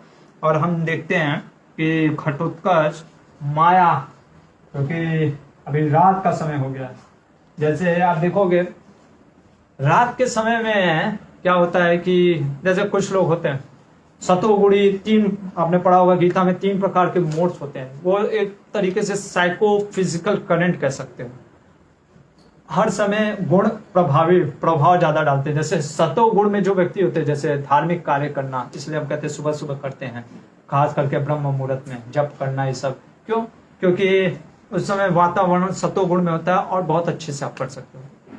दूसरे जो होता है फिर दिन का कार्य होता है रजोगुण में, तो जो लोग रजोगुण में होते हैं उस समय एकदम हाइयर हो जाते हैं, भागना दौड़ना ये सब चीज रजोगुण का कार्य दिन में होता है। और आप देखोगे तमोगुण कार्य, जैसे पब जाना, पार्टी करना, बियर पार्टी, ये गंदे कार्य, वो आप देखो रात के ही माहौल में ज्यादा होते हैं। आप देखो सुबह के आप पाओगे ज्यादा गलत कार्य सुबह नहीं हुए होते हैं। हाँ होते कई बार, ये मैं नहीं कह रहा हूं कि नहीं होते हैं, लेकिन most of the time wrong activities जो होते हैं वो रात के समय होते हैं, क्योंकि तमोगुण का माहौल होता है। इसलिए उस समय तमोगुणी व्यक्ति आप देखोगे कई बार खास करके इंजीनियरिंग या ऐसे स्कूल कॉलेजेस में आजकल क्या हो गया, बच्चे रात को सुबह और सोते हैं और रात भर जगते हैं, ठीक है। और रात को कितना बजे तक जगते हैं, जब सुबह उठने का समय होता है 4 बजे तक जगते रहते हैं। और क्या करते हैं, कुछ भी करते हैं। लेकिन हम देखते हैं जब ऐसे हम प्रकृति के विरुद्ध कार्य करते हैं तो फिर क्या हो जाता है, हम मोटे होते हैं, शरीर में या तो फिर व्याधि आता है, रोग आता है। तो इस कारण से हम देखते हैं कि प्रॉब्लम और हम अपने लाइफ में क्रिएट कर देते हैं। तो ये मैं इसलिए बता रहा था क्योंकि रात का समय हो गया है और घटोत्कच जो कि राक्षस है, तो अपनी माया रूपी शक्ति से उपयोग करते हुए अटैक करना स्टार्ट करता है किसके ऊपर, अश्वत्थामा के ऊपर। और अश्वत्थामा के ऊपर वो बड़े बड़े पहाड़, काले काले पहाड़ को फेंकना स्टार्ट करता है। और काले काले पहाड़ को अश्वत्थामा, क्योंकि वो भी दिव्यास्त्र से जानता था, अपने पिता से सब सीखा था, तो वो दिव्यास्त्र से सब काट देता है। फिर अश्वत्थामा के ऊपर क्या करता है ये घटोत्कच, पूरा मतलब कि रथ, शेर, चीते, हाथी, ऐसे करते करते पूरे ऐसी माया कर देता है कि सब जैसे कूद रहे हैं, पूरा जैसे जंगल से सारे हाथी, शेर, सियार ये सब कूदते हुए हैं, अटैक कर रहे हैं कौरवों के ऊपर। और ये देख करके अश्वत्थामा आश्चर्यचकित हो जाता है। और उस समय दुर्योधन उसके पास आता है, कहता है कि अश्वत्थामा हम तुम्हारा हेल्प करना चाहते हैं। अश्वत्थामा कहता है कि नहीं, मेरे को आपकी हेल्प की जरूरत नहीं है, मैं घटोत्कच को अभी मार गिराता हूँ। और वो माया रूपी को हटा करके एक तीक्ष्ण बाण, ऐसे बाण चलाता है जो कि अगर किसी और व्यक्ति पे चला होता तो निश्चित मृत्यु का कारण होता है। पर ये भी घटोत्कच था। वो बाण उसको लगता है पर वो उससे मरता नहीं है, मूर्छित होकर के गिर जाता है। इधर क्या होता है, भीमसेन जो बहलीक से युद्ध कर रहे हैं। बहलीक कौन है? सोमदत्त के भी पिता। तो भीमसेन से जब युद्ध कर रहे होते हैं बहलीक, क्योंकि बहलीक भी क्रोधित थे कि भूरिश्रवा को इस तरीके से मारा गया, तो भीमसेन भी इधर क्रोधित था क्योंकि कर्ण ने उसको ऐसे पेटू कह दिया कि तुमको कुछ नहीं आता। उसको बहुत क्रोध आता है और वो बाणों से बहलीक को मारना स्टार्ट करता है और बहलीक की मृत्यु का कारण बन जाता है। इसके बाद दुर्योधन कर्ण के पास जाता है और कर्ण के पास जाकर के वो कहता है कि मित्र अभी सही मौका है। क्या सही मौका है? क्योंकि अंधेरा हो गया है, ठीक है, और अर्जुन ने आज जयद्रथ को मारा है, ठीक है, मेरे 31 भाई मरे हैं और भूरिश्रवा को भी मारा गया है। आज तुम मेरे मित्रता का परिचय दो और जो तुम्हारे पास इंद्र का शक्ति बाण है वो यूज करना। कर्ण कहता है कि तुम घबराओ नहीं, मैं जरूर मारूंगा। किसको? अर्जुन को। मैं अर्जुन को अपने शक्ति बाण से आज जरूर मार डालूंगा। इधर जब इस तरीके से बात कर रहा होता है, ये कर्ण ऐसे बोलता है कि आज मैं अपने शक्ति बाण से अर्जुन को मार ही डालूंगा। कृपाचार्य हंसने लग जाते हैं। हंसते हुए कहते हैं, अरे मोर, तू बातें बहुत बड़ी बड़ी करता है लेकिन कार्य तेरे कुछ नहीं है। तू सबसे पहले हारा था, ठीक है, वो पूरा याद दिलाने लग जाते कृपाचार्य कि तुम विराट में हारा, गंधर्वों से हारा, वहां पे भी अर्जुन के साथ था और वहां पे भी तेरे के पास शक्ति बाण था, क्यों नहीं यूज कर पाया, क्यों नहीं मार पाया? और युद्ध में भी देखते 2-3 बार उसका मुठभेड़ होता है, फिर भी कर्ण को पराजित कर देते हैं अर्जुन। तो हंसते हुए कहते हैं, तुम बोलता बहुत है लेकिन करता कुछ नहीं है, बहुत डींगे हाँकता है, पर तुम एक राई के दाना के जैसा है, अर्जुन पहाड़ जैसा है। और कहते हैं कि शरद ऋतु जैसे ये ऋतु में जो बादल गरजते हैं पर बरसते नहीं है, वैसे तू बस गरजना जानता है पर बरसना नहीं जानता। इस तरीके से जब कृपाचार्य उसको फटकारते हैं, इसको आ जाता है क्रोध। इसको? कर्ण को। और कर्ण क्या करता है, वो कृपाचार्य को बोलना करना, देखो असभ्य है। कौन? कर्ण। कर्ण का मतलब ही है कपटी, असभ्यता। इसको बात करने की तमीज नहीं, इसको कोई इज्जत देने की मतलब वो सिखाया ही नहीं शायद किसी ने। मेरे को समझ में नहीं आता ऐसे कर्ण के प्रति हम प्रेम कैसे उत्पन्न हो जाता है, बहुत आश्चर्य की बात है। कर्ण कहता है, अरे कृपाचार्य बुढ़ा, तू ब्राह्मण है इसलिए मैं सह रहा हूं, अगर अब बोला ना तो तेरी जीवा को मैं तलवार से काट के फेंक दूंगा। ये आप पढ़ो 158.57 में। और हम कहते हैं कि कितना ब्राह्मण प्रिय या कुछ था। अब देखो कैसे बोल रहा है, ये स्वयं व्यासदेव ने बताया। दुर्बुद्धि ब्राह्मण, यदि यहाँ पुनः इस प्रकार मुझे अप्रिय लगने वाली बात बोलोगे तो मैं अपनी तलवार उठाकर तुम्हारी जीभ काट डालूंगा, ऐसे बोल रहा है। और कहता है, अरे मैं भी विराट के युद्ध में था, तुम भी विराट के युद्ध में थे, तुम क्यों नहीं हरा पाए? तुम तो भी बनते हो ना बहुत बड़े धनुर्धर, तुम ये क्यों नहीं समझते कि कई बार दैव हावी हो जाता है हमारे ऊपर, डेस्टिनी कई बार जैसे कह रहा है कि अच्छा क्लास भी होता है। मान लो जैसे कोई बैट्समैन अच्छा क्लास होता है लेकिन कई बार वो 0 पे अभी आउट हो जाता है, तो उसी तरीके से डेस्टिनी देव के कारण मैं अभी तक मार नहीं पाया, पर आज देव भी आ जाएगा, साथ देगा अर्जुन का, तो भी मैं अर्जुन को मार गिराऊंगा। और जब वो इस तरीके से अपमानित वर्ड बोलता है तो अश्वत्थामा को गुस्सा आ जाता है। कहता है, मेरे मामा को तुम ऐसे बोल रहे हो? और देखो अश्वत्थामा भी डांटने लगता है। सोचो उन्हीं के लोग कह रहे हैं और हम कहते हैं कि कर्ण धनुर्धर महान धनुर्धर है। वो कहता है तुम कुछ नहीं है अर्जुन के आगे, विराट में हारा, तू अभी भीम से हार गया 4 बार, सात्विकी ने तुझे रोन दिया और तू कहता है कि तू बहुत बड़ा धनुर्धर है। रुक, तूने मेरे मामा का भी अपमान किया है, सबसे पहले मैं तुझे ही मारता हूँ और तेरा खत्म करता हूँ। लो आपस ही में भिड़ गए। और कर्ण भी कहता है कि तू भी क्या याद करेगा, आज मैं तुझे भी बताता हूँ कैसे मुझे ब्राह्मण हत्या का वो ना लगना चाहिए। मैं बहुत दिन तक सह लिया, अब मैं तुझे भी आज मार करके खत्म कर देता हूँ। तो ये दोनों जब भिड़ने ही वाले थे आपस में, कर्ण और अश्वत्थामा, दुर्योधन बीच में आता कहता अरे अरे अरे क्या कर रहे हो, आपस ही में लड़ रहे हो। देखो तो हम देख सकते हैं जो राक्षस प्रवृत्ति के लोग होते हैं ना, वो टीम में भी वर्क करेंगे तो उनका पर्पस एक नहीं ना है, वो उनका पर्पस सिर्फ अपना सेंस ग्रेटिफिकेशन है। इन मेरे को अच्छा लग रहा है तब तक मैं युद्ध करूंगा, किसी को किसी से मतलब नहीं है।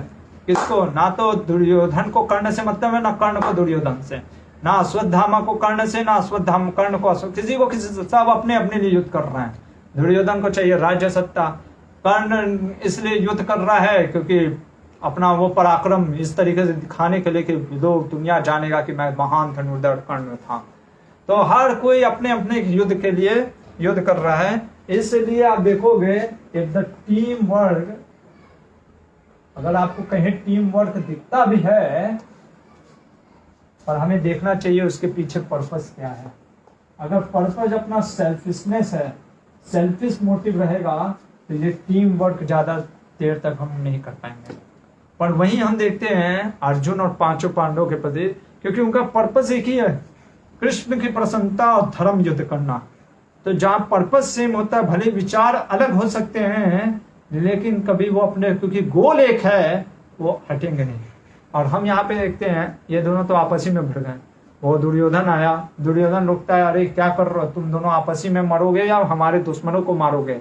और फिर अश्वत्थामा स्वयं बोलता है, कहता है कि हम लोग तेरे इस अपराध को क्षमा करते हैं दुर्बुद्धि, लेकिन तेरे इस बढ़े हुए घमंड का नाश अर्जुन करेंगे। सोचो, ब्राह्मण होकर श्राप दे रहा है कि तेरे को अर्जुन मारेगा। कृपाचार्य भी बोलते हैं कि तुम दुर्बुद्धि सूत पुत्र, कि हम लोग तो तुमको क्योंकि क्षमा कर देते हैं क्योंकि हम ब्राह्मण हैं, लेकिन एक क्षत्रिय जो हमारा अर्जुन जैसा शिष्य है वो तुम्हारे इस घमंड का जरूर नाश करेगा।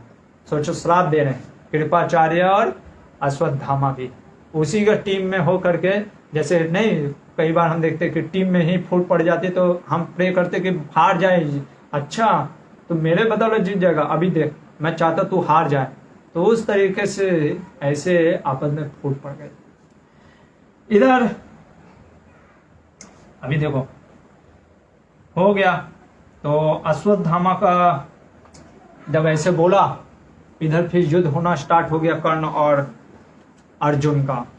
मिल गए कर्ण और अर्जुन। तो कर्ण और अर्जुन के बीच में इतने भयंकर युद्ध होते हैं, इतने भयंकर युद्ध होता है कि दोनों के बीच में खूब युद्ध होता है।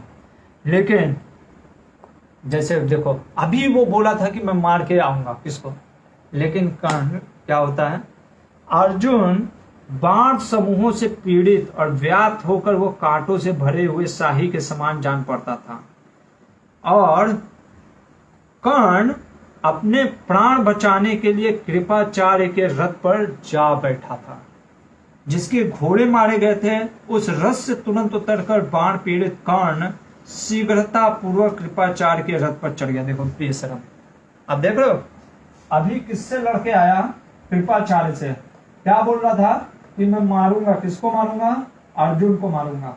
अर्जुन भी घायल हुआ, लेकिन अर्जुन उसके पूरे रथ को तोड़ दिया, पूरे उसको नष्ट कर दिया, जान बचाकर भाग करके कहा गया, वही कृपाचार्य का आश्रय लिया जिसको अभी वो इतना बुरा भला कर रहा था उसके रथ पे, और वहां पर जा करके कर्ण अपनी रथ को बचाता है। तो आप देखोगे कर्ण सही में, कुछ लोग होते नहीं है, कर्ण ऐसे व्यक्तियों को रिप्रेजेंट करता है जो सिर्फ और सिर्फ अपने बातों में, बोलने में, हाँ होता है क्षमता, कुछ क्षमता होता है इसीलिए वो इतना बोलते हैं, लेकिन वो अपनी क्षमता से ज्यादा दम्भ दिखाते हैं, बोलते हैं, और उस कारण से फिर उनका पतन भी होता है। और फिर वे इतने निर्लज्ज होते हैं, जिनसे वो लड़के भी आए होते हैं उसी का फिर वो सहारा लेते हैं, और फिर उसकी कृतज्ञता को भी, ग्रेटिट्यूड को भी नहीं मानते। तो ऐसा ये पापी अधर्मी कर्ण था। इधर सात्यकी और सोमदत्त का जो युद्ध हो रहा होता है, सात्यकी सोचता है कि इस सोमदत्त को भी आज उसके पुत्र के जैसे ही मार करके गिरा देता हूं। और सात्यकी जाता है और सोमदत्त के साथ युद्ध करता है और एक ऐसे तीक्ष्ण बाण मारता है कि गर्दन उड़ा देता है और सोमदत्त की मृत्यु हो जाती है।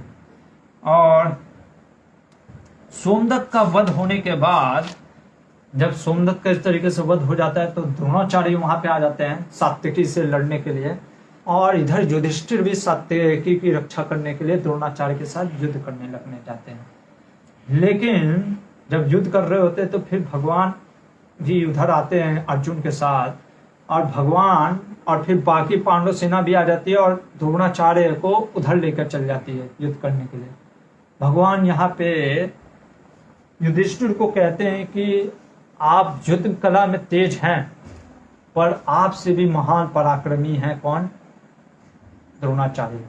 और द्रोणाचार्य ने कसम खाया कि वो आपको जिंदा पकड़ के कारागार में डाल देगा, किसके? दुर्योधन के कहने पे। इसलिए आप द्रोणाचार्य के पास मत चलिए, आप उससे थोड़ा सा दूर रहिए।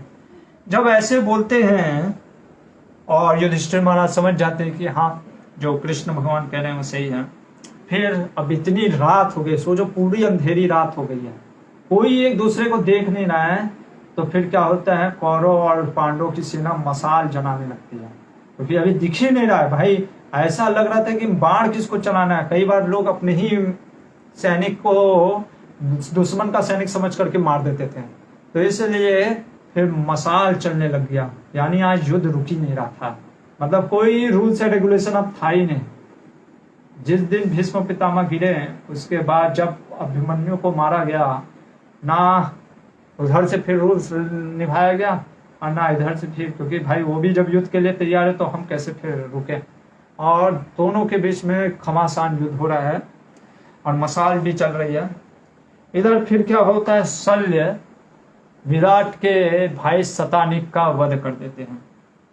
और जब शल्य विराट के भाई शतानिक का वध कर देते हैं तो फिर क्या करते हैं, जो सात्यकी होते हैं वो सात्यकी युद्ध कर रहे होते हैं। इससे युद्ध कर रहे होते हैं हम देखेंगे। यहाँ पे आपको एक चीज बताना चाह रहा था, इसीलिए अब ध्यान देना। सात्यकी और धृष्टद्युम्न, जो धृष्टद्युम्न थे वो द्रोण के साथ युद्ध कर रहे हैं और सात्यकी कर्ण के साथ युद्ध कर रहे थे। ठीक है, मतलब कि ये पूरे। और जय और पांडवों के पुत्र जो अर्जुन ये सब थे वो उधर निकले हुए थे। यहाँ पे देखो हम दिखाते कुछ और, स्वयं कर्ण क्या बोल रहा है। कर्ण बोलता है ये 170.56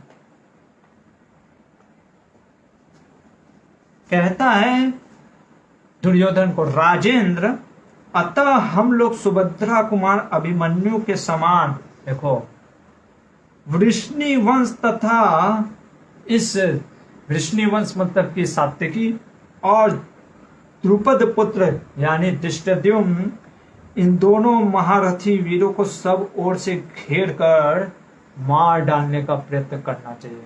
जैसे देखो इतना कपट, हमने कपट पूर्वक मारा था किसको, किसको मारा था? अभिमन्यु को। वैसे ही इन दोनों को, क्योंकि अभी ये घिर गए हैं और पांडु अर्जुन अभी दूर है। देख लो कर्ण का सोच, कह रहा है यह पढ़ो, और हम कहते कि अभिमन्यु को कपटता पूर्वक नहीं मारा, ये स्वयं बोल रहा है मैंने कपटता पूर्वक मारा। जिसने मारा वो कह रहा है कि मैंने कपट से मारा, फिर भी हम कहते कपट से नहीं मारा। ये देख, तो ये कह रहा है कि जैसे हमने सुभद्रा कुमार को मारा था, अभिमन्यु को मारा था, वैसे हम इन दोनों को मार डालना चाहिए। और ये बोल करके कर्ण कहता है कि, और दुर्योधन कहता है यही सही मौका है, और वो अपने सारे सेना को लगा देता है। लेकिन सात्यकी इतना कच्चा खिलाड़ी नहीं था और ना ही धृष्टद्युम्न। तो सात्यकी युद्ध करने लग जाता है, पराक्रम से युद्ध करता है। और युद्ध करते करते फिर क्या करता है, हराने लगता है सारे कौरव सेना को। और इधर कर्ण धृष्टद्युम्न के पास जा करके और पंचालों को से युद्ध करते हुए उनका पराजय हो जाता है। फिर क्या होता है, जब कर्ण इतनी तीव्रता से युद्ध कर रहा होता है, लेकिन कर्ण की भी कुछ हो नहीं रहा होता है, क्योंकि कर्ण मारता था, वो भी गिरता था, वो हारता था, कभी वो जीतते थे, ऐसे हो रहा था। और द्रोणाचार्य भी कभी हारते थे, कभी जीतते थे रथ से, कभी उनके रथ टूटते थे, कभी सामने वाले के टूटते थे। तो इस तरीके से जब वो ऐसे बस मैच चल रहा था, कभी वो जीत रही, कभी ये जीत रहा है, जैसे एक विकेट गिर रहा है तो एक छक्का भी लग रहा है, एक विकेट भी गिर रहा है तो एक छक्का भी लग रहा है, इस तरीके से। तो इस तरीके से जब देख रहा था दुर्योधन, तो दुर्योधन को आ जाता है बहुत गुस्सा, और वो दोनों द्रोण और कर्ण के पास जाता है, क्योंकि उसको दोनों पे भरोसा था। वो कहता है कि या तो आप दोनों आज पराक्रम अपना दिखाइए, नहीं तो मैं करता हूं, मैं ही जाकर के युद्ध करता हूं, या तो आज मैं मर जाता हूं ताकि युद्ध ही समाप्त हो जाए। क्योंकि आप सोचो, सुबह से युद्ध हो रहा है, रात हो गई है पर युद्ध, क्योंकि आदमी थक गया है, लेकिन कोई रुकना नहीं चाहता है। तो ये दुर्योधन कहता है या तो आज आप दोनों युद्ध करिए, और नहीं तो फिर मैं जाकर के युद्ध करता हूं।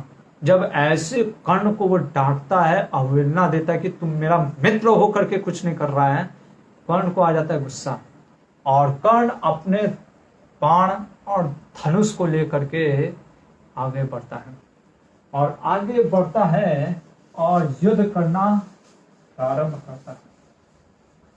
और यहाँ पे कर्ण बहुत ही, देखो यहाँ पे व्यासदेव ने कर्ण की वीरता का प्रदर्शन करके दिखाया है।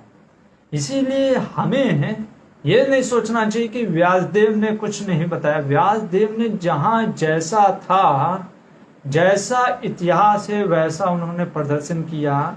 लेकिन हम कई बार ये सोचते कि व्यासदेव ने पक्षपात किया, और हम सोचते कि नहीं, हम अपने तरफ से एक महाभारत लिखते हैं। तो यहाँ पे व्यासदेव बताते हैं कि कर्ण बहुत महाभयंकर युद्ध करने लग गया, और कर्ण के इस भयंकर युद्ध को देख करके युधिष्ठिर महाराज थोड़े से घबरा जाते हैं, और युधिष्ठिर महाराज घबरा करके अर्जुन के पास आते हैं और कहते हैं कि कुछ, कि हमको क्या करना चाहिए। और वो भगवान को बोलते भी हैं कि भगवान, मेरे को ऐसा लगता है कि अगर इस कर्ण को रोका नहीं किया तो कहीं ये हमारे पूरी पांडव सेना को आज मार न डाले। इधर अर्जुन कहता है कि चलिए भगवान, आप उधर लेकर के चलिए मेरे रथ को। भगवान कहते हैं नहीं, अभी हम उसके पास नहीं जाएंगे। क्यों नहीं जाएंगे?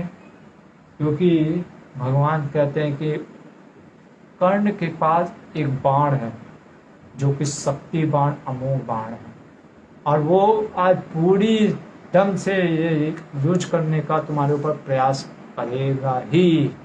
इसलिए बहुत जरूरी है कि तुम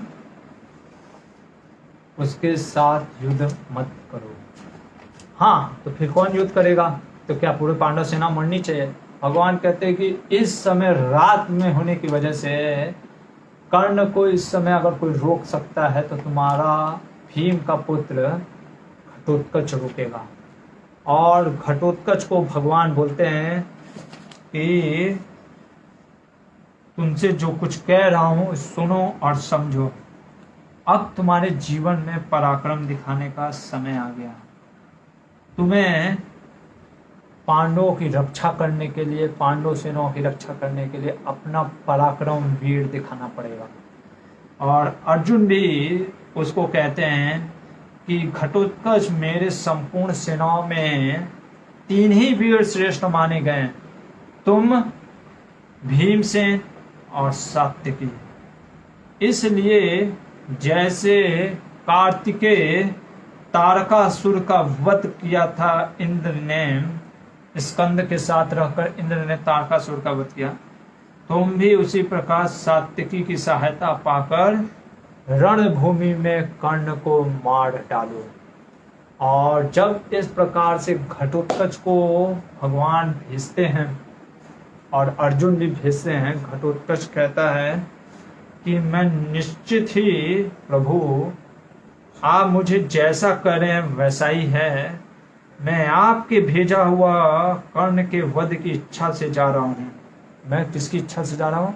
कर्ण की वध के। मैं कर्ण का सामना करने में तो समर्थ हुई ही, द्रोणाचार्य भी अच्छी तरह सामना कर सकता हूँ। यानी कह रहा है कि अगर द्रोणाचार्य भी आ जाएंगे तो मैं उनकी सामना करूंगा। और इस रात में या तो आज सूत पूत कर्ण रहेगा और या तो मैं रहूंगा। जब ऐसा वचन बोल करके घटोत्कच निकलता है युद्ध के लिए कर्ण के, तब हम देखते हैं कि क्या होता है। महासंग्राम घटोत्कच और कर्ण का युद्ध। तो इसके बाद क्या होता है, घटोत्कच जब बढ़ने लगता है कर्ण की तरफ, दुर्योधन देखता है कि ये घटोत्कच बढ़ रहा है, तो वो अपने राक्षस, क्योंकि वो जान रहे थे ये राक्षस है, ये कहीं अटैक ना करे आज मायावी से, तो इसके पास भी एक राक्षस होता है जिसका नाम होता है अलम्बोस। वो वही अलम्बोस है जिसने उलूपी के पुत्र अर्जुन के पुत्र इरावान की हत्या की थी। तो अलम्बोस को भेजते हैं और अलम्बोस और घटोत्कच दोनों राक्षस हैं। अलम्बोस जटासुर का पुत्र, बकासुर का भाई अलम्बोस घटोत्कच के साथ दोनों माया के साथ युद्ध करना स्टार्ट करते हैं। एक आग भेज फेंकता था माया से तो दूसरा पानी बरसाता था, एक सांप बन जाता था तो दूसरा गरुड़ बनकर जाता था, एक अगर बहुत ज्यादा मेघ अगर बादलों को भेजता था तो दूसरा वायु से उसको तितर बितर कर देता था। इस प्रकार से जैसे हाथी और सिंह और सूर्य और राहु बन गए हैं, वैसे अलम्बुस और घटोत्कच एक दूसरे के वध के लिए आगे बढ़ रहे होते हैं और दोनों युद्ध में एकदम सर्वश्रेष्ठ हैं। दोनों हाथियों से, रथों से, बड़े बड़े चट्टानों से एक दूसरे पर अटैक कर रहे होते हैं। फिर घटोत्कच क्योंकि आज बहुत ज्यादा क्रोधित में होता है, क्योंकि उसके पुत्र की भी आज वो मृत्यु हुई होती है, तो घटोत्कच अलम्बुस के वध की इच्छा से उसके ऊपर उछलता है, झपटता है और दोनों हाथों से पकड़कर उसे उठाकर धरती पर ऐसा मारता है जैसे विष्णु ने मायासुर को पछाड़ दिया।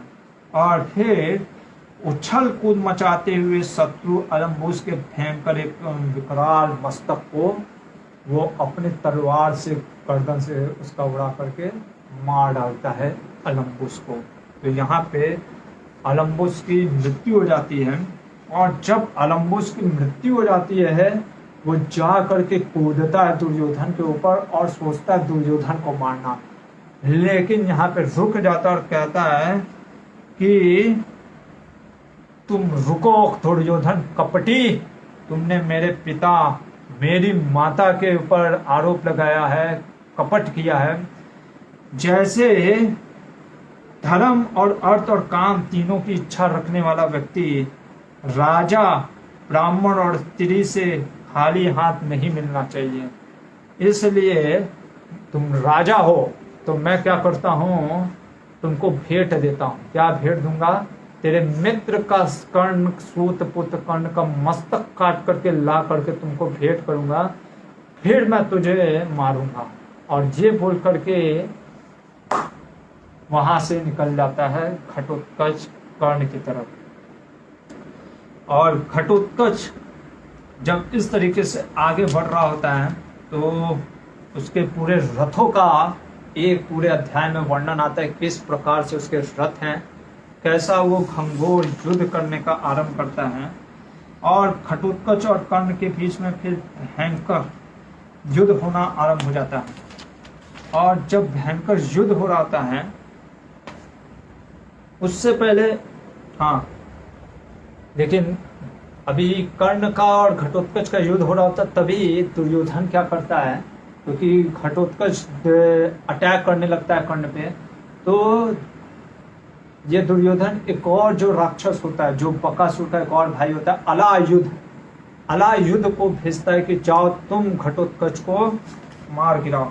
और अलायुध जब देखता है कि अलायुध अटैक करने आ गया है किसके ऊपर, घटोत्कच के ऊपर, तो भीमसेन अपने पुत्र की रक्षा करने के लिए अलायुध से भिड़ जाते हैं। लेकिन चूंकि मायावी शक्ति का उपयोग करके अलायुध भीमसेन को हरा देते हैं, उनको पटक देते हैं। तो जैसे ही भीमसेन हार मारने वाला होता है, अलायुध को घटोत्कच उसको रोकता है और इधर घटोत्कच और अलायुध में भी भयंकर युद्ध होने लगता है। इन दोनों के बीच में इतने भयंकर युद्ध होने लगते हैं, वो बाणों से, बड़े बड़े चट्टानों से, हाथी, मरे मरे हाथी को ऐसे उठा उठा के दोनों फेंक रहे होते हैं। और अलायुध जो कि अपने ही भाई अलम्बुस की तरफ बहुत बड़ा मायावी होता है, लेकिन आज घटोत्कच उसको भी पकड़ता है, उसके छाती पे चढ़ता है और चढ़ करके उसके गर्दन को उड़ा देता है। यहाँ पे जब अलायुध की मृत्यु हो जाती है, दुर्योधन को अब लगता है कि अरे जो अलायुध मैंने भेजा था भीम को मारने के लिए, उसके पुत्र ने अलायुध को ही मार डाला। अब उसको ऐसा लगने लगता है कि कहीं हम लोग आज हार ना जाए। पर कर्ण युद्ध के लिए तत्पर हो जाता है। और हम देखते हैं अब जो है 2-3 प्रसंग देखेंगे, कर्ण और घटोत्कच की अंतिम युद्ध।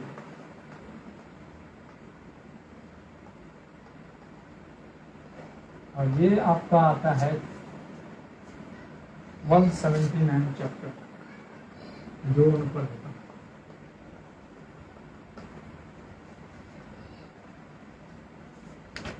तो क्या होता है जब इस तरीके से कर्ण और एक साथ फिर भिड़ जाते हैं घटोत्कच में, तो भयंकर युद्ध होना आरंभ हो जाता है। इतने भयंकर युद्ध करने लगता है घटोत्कच, ऐसे ऐसे मायाओं का प्रयोग करने लगता है कि कौरव सेना चिल्ला चिल्ला कर कहती है कि माया द्वारा युद्ध करने वाला यह निशाचर, निशाचर का मतलब होता है जो रात को चरण करते हैं, इसीलिए राक्षसों को निशाचर भी कहते हैं, क्योंकि उनकी रात को वो जागते हैं, उनकी ताकत बढ़ती है। तो निशाचर जब रणभूमि में स्वयं दिखाई नहीं देता है, तब कर्ण कैसे नहीं मार डालेगा। जो दिख ही नहीं रहा है क्योंकि वो गायब हो गया है माया, अपनी माया से, और वो पूरे कौरव सेना पे अटैक कर देता है। और इस तरीके से जब रात भर ये लड़ाई चल रहा होता है और माया से अपने कई बार युद्ध कर रहा होता है, तो हम देखते हैं कि कौरव भागो भागो, अब किस तरफ सेना नहीं बच सकती, इस तरीके से चिल्ला रहे थे कौरव की सेना, और सब एक इधर उधर भागने लग गए। उसी समय घटोत्कच ने एक छोड़ी पहिए लगे हुए थे, उस शतघ्नी ने कर्ण के चारों घोड़ों को एक साथ मार डाला। एक शतघ्नी करके एक चक्रा जैसा जिसमें पूरे ऐसे बाण जैसे लगे थे वो फेंकता है, और इससे क्या होता है कि कर्ण के चारों घोड़े मर जाते हैं। चारों घोड़े मर जाने के कारण जब उसके दिव्यास्त्र भी घटोत्कच के माया को नष्ट होते जा रहे थे, तब क्या होता है, वो मोह में पड़ जाता है कर्ण। जब कर्ण देखता है कि उसके दिव्यास्त्र भी काम नहीं कर रहे हैं उसके माया के आगे, उसको लगता है ये तो बहुत बड़ी विपदा आ गई। और यहाँ पर क्या होता है, तत्पश्चात राक्षस की भयंकर माया को देखकर सभी कौरव कर्ण से इस प्रकार बोलने लग जाते हैं कि तुम शक्ति से तुरंत इस राक्षस को मार डालो, नहीं तो ये धृतराष्ट्र के पुत्र और कौरव को नष्ट कर देंगे। और हम देखते हैं कि जो कर्णा था, अगर हम देखें, वो काफी इमोशनली था, काफी सेंटिमेंटल था।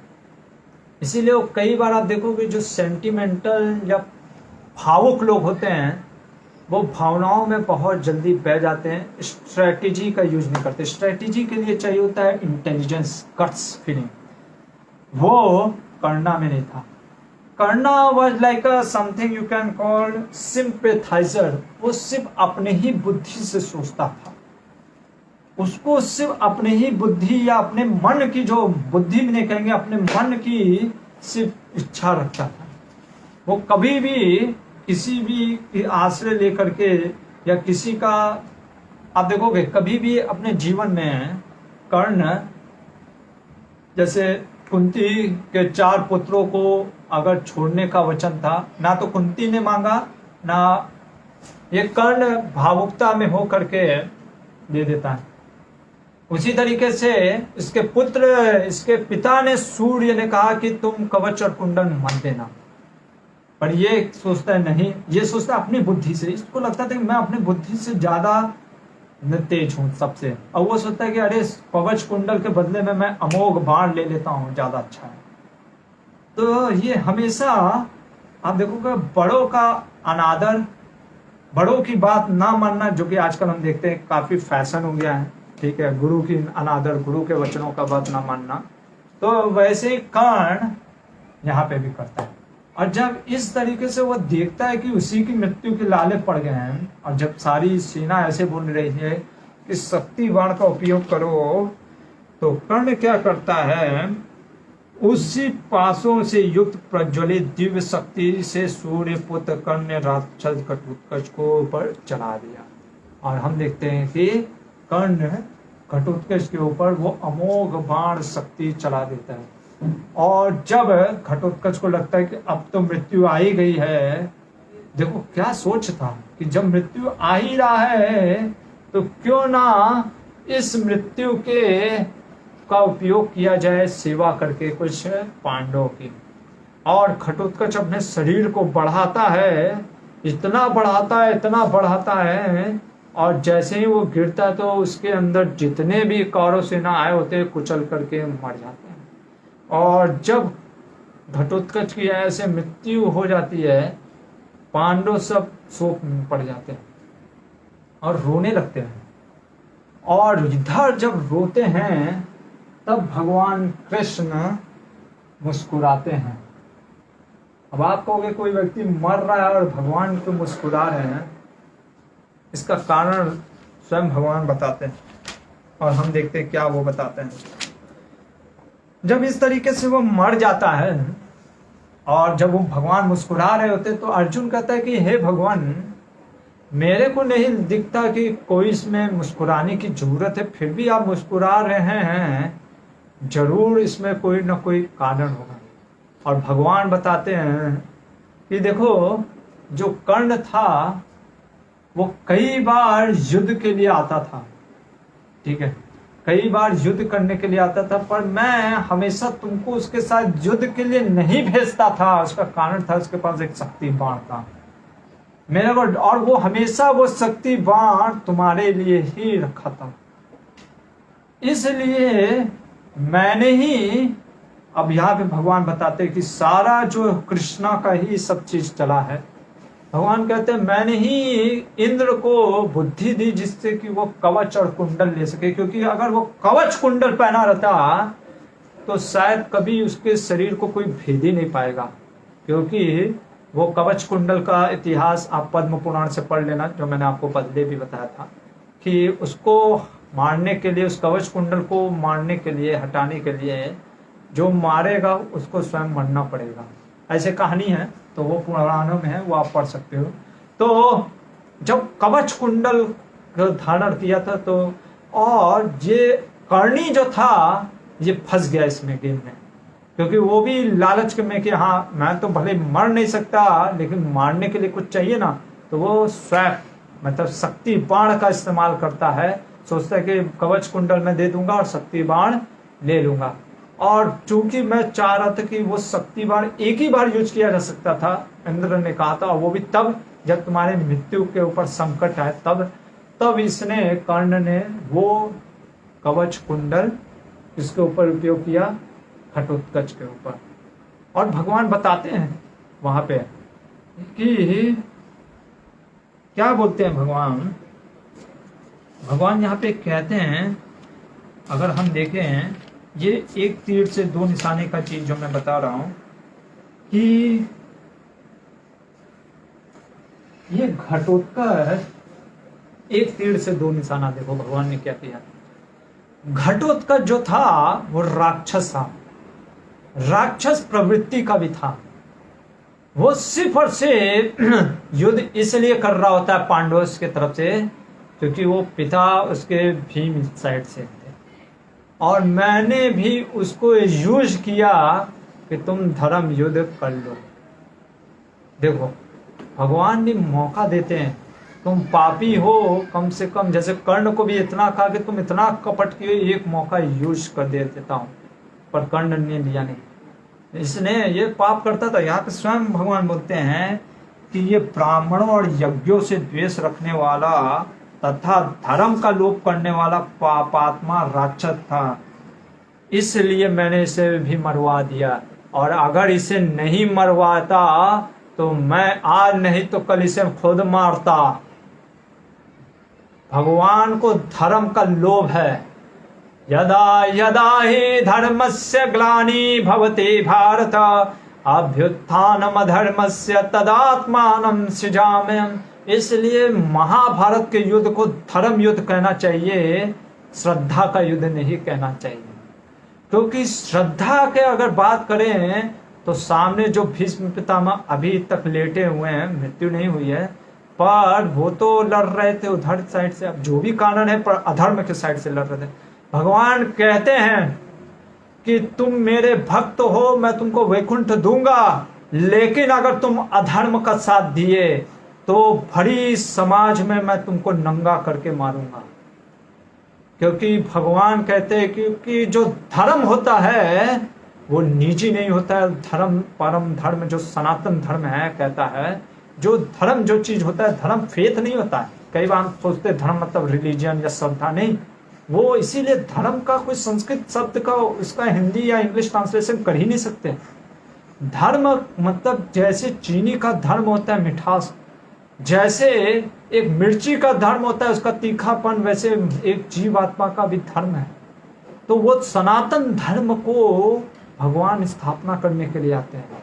और क्योंकि धर्म इज यूनिवर्सल, वो सब पे लागू होता है, इसलिए भगवान कहते हैं जो धर्म का पालन करता है मैं उसकी रक्षा करता हूँ। हाँ, तुम अगर अधार्मिक भी, तुम धार्मिक हो और तुम मान लो अधर्मिक हो, तुम मान लो अगर जैसे भगवान कहते तुम मेरे प्रति श्रद्धा रखते हो, भीष्म पितामह के पास, हाँ मैं तुमको वैकुंठ दूंगा तुम्हारे श्रद्धा के लिए, लेकिन तुम अगर अधर्म का युद्ध करोगे तो मैं तुमको कुरुक्षेत्र के मैदान में गिरा कर मारूंगा, पहाड़ों की सैया पे लिटा दूंगा।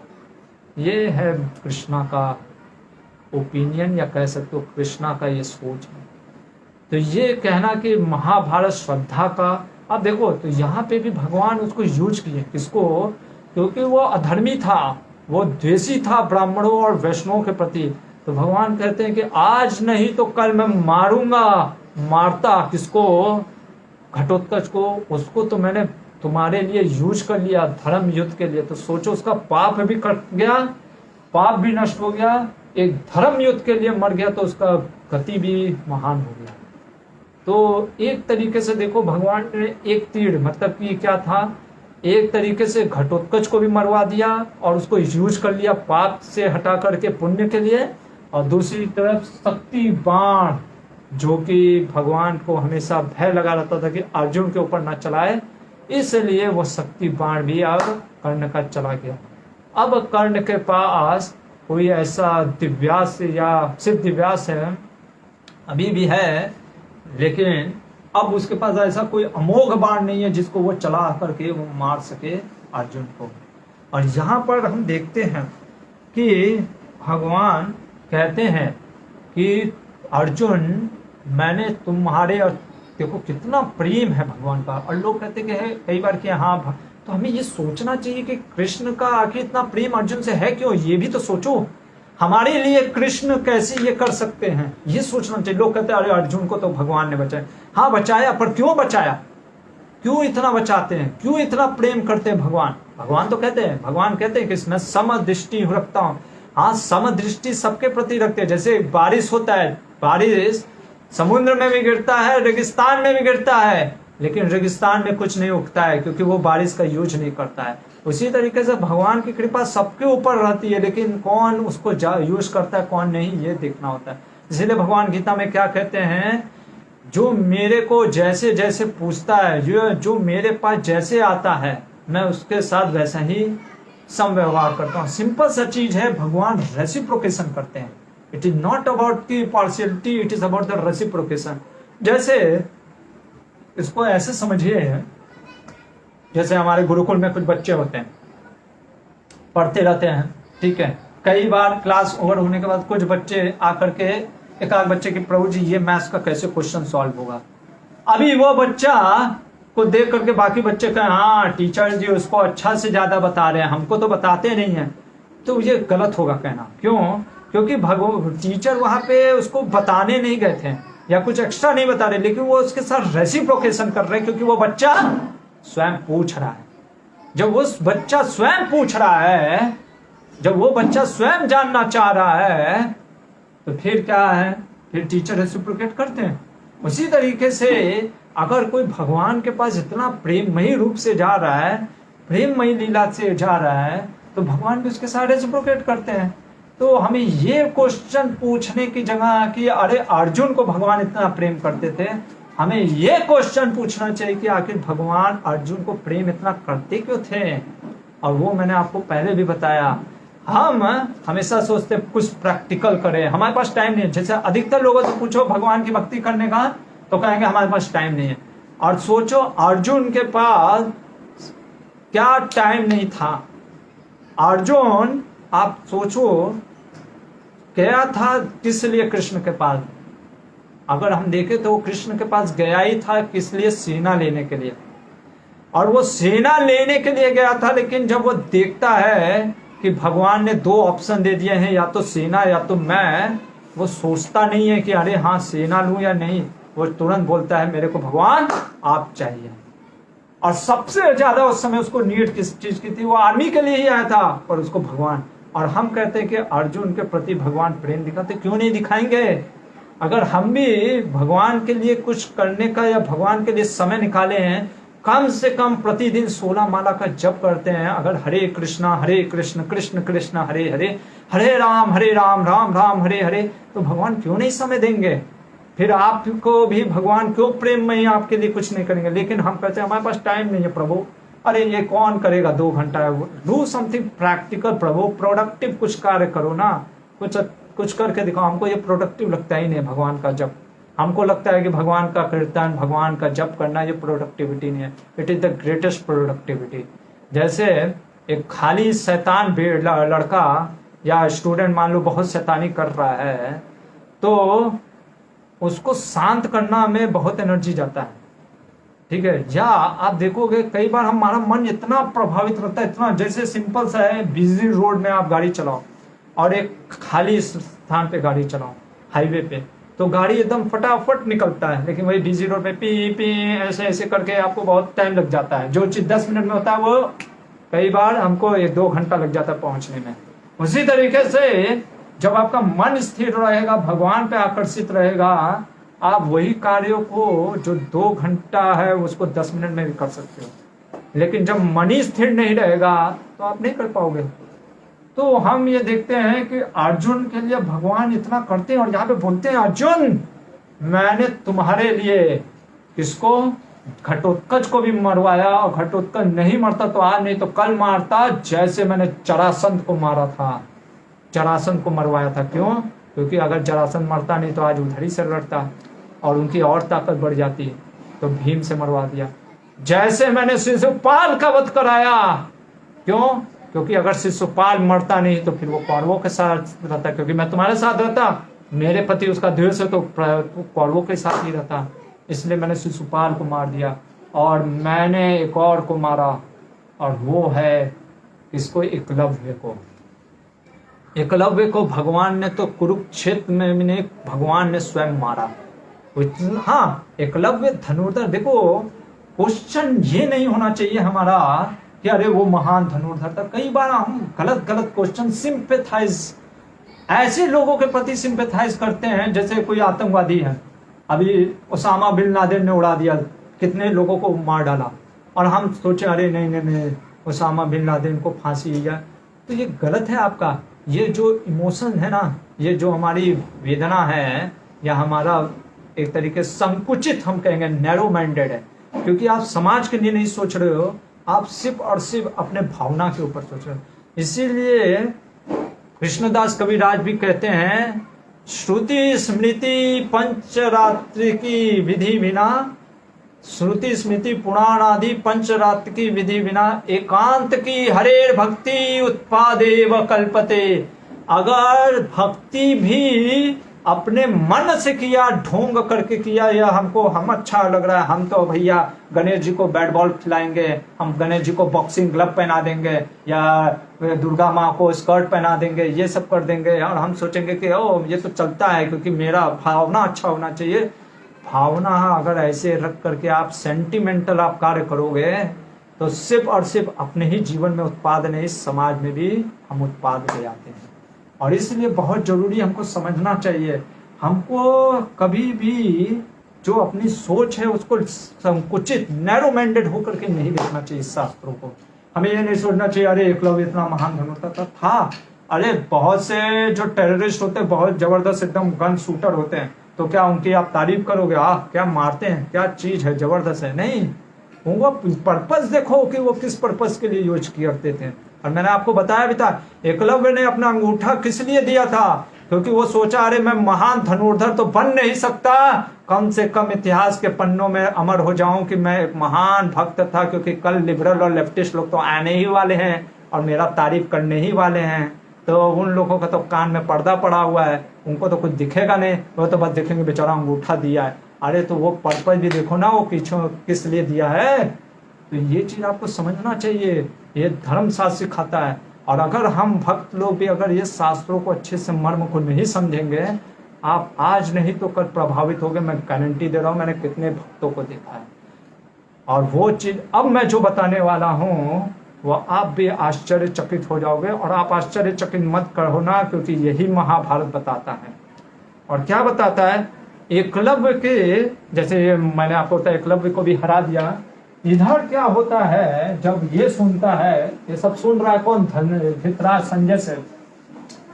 संजय कहता है, संजय से बोलते हैं, क्या बोलते हैं, देखो मैं आपको 183.13 आप सुनो और आप घबराना नहीं जो ये मैं बोलने जा रहा हूं।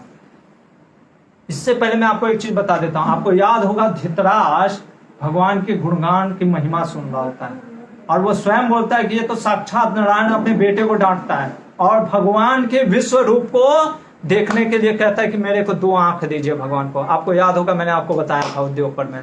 और भगवान के नामों का गुणगान सुनता है, किससे, संजय से। कौन से नामों का, वासुदेव नाम, कृष्ण नाम, दामोदर, गोविंद, जनार्दन, ऋषिकेश, ऐसे 23 नामों का व्याख्या किसके मुख से सुना, संजय के मुख से। और उसके बाद कौन बोलने लगता है क्या, कि कृष्ण तो आदि अनादि हैं, वो नारायण हैं, वो साक्षात, वो इस जगह के नहीं है, वो परम ब्रह्म है। कौन बोला था, धृतराष्ट्र। और अब वो क्या बोलेगा, आप कहोगे कि ऐसा कैसे हो सकता है प्रभु जी, यही है शास्त्र, ये जो बताता है शास्त्र, ये मैं आपको स्वयं बोलता हूं। धृतराष्ट्र बोल रहा है, ता संजय कर्ण, दुर्योधन और सुबल पुत्र शकुनी तथा विशेषतः तुम्हारा इस विषय में महान अन्याय है। मैं बताता हूं क्या अन्याय। यदि तुम लोग जानते थे कि यह शक्ति बाण रणभूमि में सदा किसी एक ही वीर को मार सकती है, क्योंकि एक ही बार यूज कर सकते हैं, तथा इंद्र से ही संपूर्ण देवता भी ना तो इसे रोक सकते हैं, कोई रोक नहीं सकता। भगवान कहते हैं यहाँ तक कि रुद्र के ऊपर भी अगर ये चलाया जाता शक्ति बाण तो रुद्र को भी मरना पड़ता। मतलब शिव जी तो वैसे इस जगत के है नहीं, फिर भी रुद्र, जैसे 11 रुद्र होते हैं, वो रुद्र जो देवता उनको भी मरना पड़ता। तो तुमने इस आघात सह सकते, मतलब ये बाण को चलाने का आरंभ में ही, युद्ध के आरंभ में ही कर्ण को सुझाव क्यों नहीं दिया कि तुम देवकी नंदन श्री कृष्ण पे चला दो। आप देख रहे हो, वो मानता है कि भगवान कृष्ण भगवान है, वो जान रहा है भी कृष्ण है, लेकिन अभी क्या करे कि क्यों कृष्ण के ऊपर नहीं चला दिया। और पूरा पढ़ोगे तो वो कहता है यदि श्री कृष्ण के ऊपर चला दिया होता तो अच्छा होता। जैसे पत्ते और डालियां तने छोड़कर जड़ को ही काट दो, जैसे जड़ को काट दिया पेड़ से तो सब कुछ कट गया, वैसे सर्वत्र सदा श्री कृष्ण को ही पांडवों का जड़ समझो। यदि कर्ण यादव नंदन श्री कृष्ण को मार डालता तो ये सारी पृथ्वी उसके वश में हो जाती और इसमें संशय नहीं है। देख रहे हो, मतलब एक तरफ वो सुना था कि और तारीफ करता भगवान को क्या प्रशंसा करने के लिए, और एक यहाँ पे क्या कर रहा है, भगवान को मार डालो। इसको मैं बोलता हूं फिलोसफिकली थीस्ट, एक टर्म होता है फिलोसफिकली थीस्ट और साइकोलॉजिकली एथिस्ट। कहने का मतलब मैं आपको बताता हूं, ऐसे आप शास्त्रों में बहुत लोग देखोगे और ये आप अपने जीवन में भी अगर देखोगे तो घबराना नहीं है, ऐसे लोग आपको मिलेंगे। फिलोसफिकली थीस्ट कहने का मतलब है ऐसे लोगों को फिलोसफी, जैसे आप 7वें स्कंद के मेरे ख्याल से 13-14 जहाँ पे वो बताता है हिरण्यकशिपु जब उसका भाई हिरण्याक्ष मर गया और अपनी माँ जो दीति है और हिरण्याक्ष का जो पत्नी है उनको बताता है कि कैसे तुम लोग क्यों रो रहे हो, शरीर तो मरा नहीं, ये तो अजन्मा है, आत्मा अजन्मा। आपको अरे ये और आप पढ़ोगे तो आपको लगेगा ये कहीं कृष्णा तो नहीं ना बोल रहे, पर हिरण्यकशिपु बोलता। और वही हिरण्यकशिपु कहता है कि वो जो परमात्मा के रूप में विष्णु है वो सबके हृदय में है। और इतना सब चीज बताने के बाद कि विष्णु परमात्मा के स्वरूप हैं, विष्णु सबके हृदय में है, वो देवों के देव हैं, सब कुछ बोलने के बाद अंत में कहता है कि हमें विष्णु के ऊपर चढ़ाई करना चाहिए और उसे मार डालना चाहिए। अब आप देखो, आप सोचोगे ऐसा कैसे बोल सकता है, अभी तो बोल रहा है विष्णु परमात्मा का रूप है और फिर कह रहा है विष्णु। उसी तरीके से आप देखोगे कुछ लोग होते हैं psychologically theist, philosophically theist, philosophy जान गए कि हाँ कृष्णा भगवान है, ये चीज है, लेकिन उनके आचरण देखोगे तो अभी भी एथिस्ट जैसे रहेंगे। पूजा करते रहेंगे, थोड़ा बहुत पूजा करेंगे, अगरबत्ती दिखाएंगे, नो डाउट अच्छा है, वो भी है, मैं उस पर क्वेश्चन नहीं कर रहा हूँ, लेकिन वो अपने जीवन में आप देखोगे आचरण अधर्म का ही करते हैं। क्यों? क्योंकि वो शास्त्र को पढ़ते नहीं है। क्यों? क्योंकि वो साधु संत के बातों को, वचनों को सुनते नहीं है। तो इसलिए बहुत जरूरी है, इसलिए हमारे श्रील प्रभुपाद जी बार बार करते थे, भक्ति का प्रमुख अंग है श्रवणम। श्रवण अगर नहीं किया तो क्या होता है, हम बहुत चाहेच करते हैं, बहुत इधर उधर भागते, बहुत कुछ करने का, सेवा करना है, लेकिन अगर श्रवण नहीं किया तो सेवा का उद्देश्य क्या है वो हम भूल जाते हैं। और कई बार ऐसा होता है, हम किस लिए सेवा कर रहे हैं वो उद्देश्य ही भूल जाते हैं। इसलिए बहुत जरूरी है यहाँ पे समझना कि धृतराष्ट्र, और कई बार सुनने के बाद भी, इसलिए सुनना सिर्फ नहीं है, सुन के अपने जीवन में आचरण में मिलाना। आप देखो कितना, मतलब धृतराष्ट्र उस समय तारीफ करता है भगवान विष्णु का, वही धृतराष्ट्र अभी कह रहा है कि अरे ये अमोघ बाण ये कर्ण ने उस कृष्णावदेव के नंदन पे ही क्यों नहीं चला दिया, वो मर जाते तो अच्छा होता। देखो देख रहे हो, ये होता है दुर्बुद्धि, ये होता है भगवान की माया। इसीलिए श्रील प्रभुपाद जी हमारे कहते थे प्रतिदिन 16 माला का जप, 16 माला का जप। अगर बिना जप किए, बिना 16 माला का जप अगर ध्यान पूर्वक नहीं किया तो कोई भी किसी क्षण माया के इस रोग में गिर सकता है। और हम देखते हैं वही धृतराष्ट्र कृष्ण को मार डालने की बात कर रहा है, कहता है संजय से कि अरे तुम लोगों ने बताया क्यों नहीं उसको। और संजय कहता हम हर दिन बताते थे, और यहाँ पे संजय कहता है कि हम हर दिन बताते थे, पर देव के कारण और जो परमात्मा के रूप में भगवान कृष्ण है ना, वही उसको भुला देते थे। सर्वसचाहम हृदय सन्नविष्टो मत्ता स्मृतिर्ज्ञानमपोहनम च वेदैश्च सर्वैरहमेद्यवेद्यो वेदांत कृद्वेद विदेव चाहम कि मत्ता स्मृति ज्ञानम अपोहनम। हम कई बार देखते हैं जैसे हम पूरा पढ़ के जाते हैं, रट के जाते हैं, और एग्जाम में सोचते बस लिखने ही वाले होते हैं, फिर कहते हैं अरे क्या था, पहला वर्ड मिल जाए, और सोमा उधर याद ही नहीं आता है। और कई बार हम कुछ चीजें एक ही बार पढ़े होते हैं और फिर अचानक से वो क्वेश्चन पेपर में आ जाता है, याद नहीं आ रहा होता है, याद आ जाता है। तो ये ज्ञान और अपोहनम, ये कौन कहाँ से आ रहा है? परमात्मा के रूप से। तो वो कर्ण को भूल कैसे जाता था? तो भगवान वो भूलने, जो स्मरण शक्ति ही याद नहीं देते थे, तो वो कवच बन गए। क्योंकि भगवान जो हैं वो क्या है? तटस्थ रहेंगे रिश्तों में, लेकिन धर्म की स्थापना के लिए हमेशा रहेंगे। और इसलिए जब भगवान ये कारण बताते हैं कि क्या कारण की वजह से मैंने फिर ये घटोत्कच की मृत्यु कराया, लेकिन इसके बाद भी युधिष्ठिर मारा और फिर युद्ध रुकता नहीं है। घटोत्कच की मृत्यु हो जाती है, विलाप कर रहे होते हैं, लेकिन उधर से फिर अटैक करने लग जाते हैं दुर्योधन लोग। ओ घटोत्कच मारा गया और वो लोग खुशी के मारे अटैक कर रहे होते हैं। और यहाँ पर क्या बोलते हैं, पांडव लोग शोक मग्न हैं दुख के कारण, और खास करके युधिष्ठिर महाराज बहुत ज्यादा दुखी हो जाते हैं। उनको इतना क्रोध आता है कर्ण के ऊपर, वो प्रतिज्ञा ले लेते हैं कि मैं अभी जाकर के क्या करूंगा, मार डालूंगा किसको? कर्ण को। और वो बढ़ने लगते हैं। भगवान उनको रोकते हैं, कर्ण को, अरे इसको युधिष्ठिर को, कहते हैं नहीं युधिष्ठिर, तुम अभी शोक में हो और क्रोध में हो। इसलिए जब व्यक्ति शोक और क्रोध में होता है वो डिसीजन गलत लेता है। इसीलिए डिसीजन हमारा होना चाहिए वो इमोशनल बेस नहीं, इंटेलिजेंस के ऊपर। भगवान ये सिखा रहे हैं। आदमी जब निर्णय अपने जीवन में भावुकता या भावना हो करके, हम देखते हैं रामायण में क्या बोलते हैं दशरथ महाराज के कई को कि कई तुम क्यों ऐसे रो रही हो?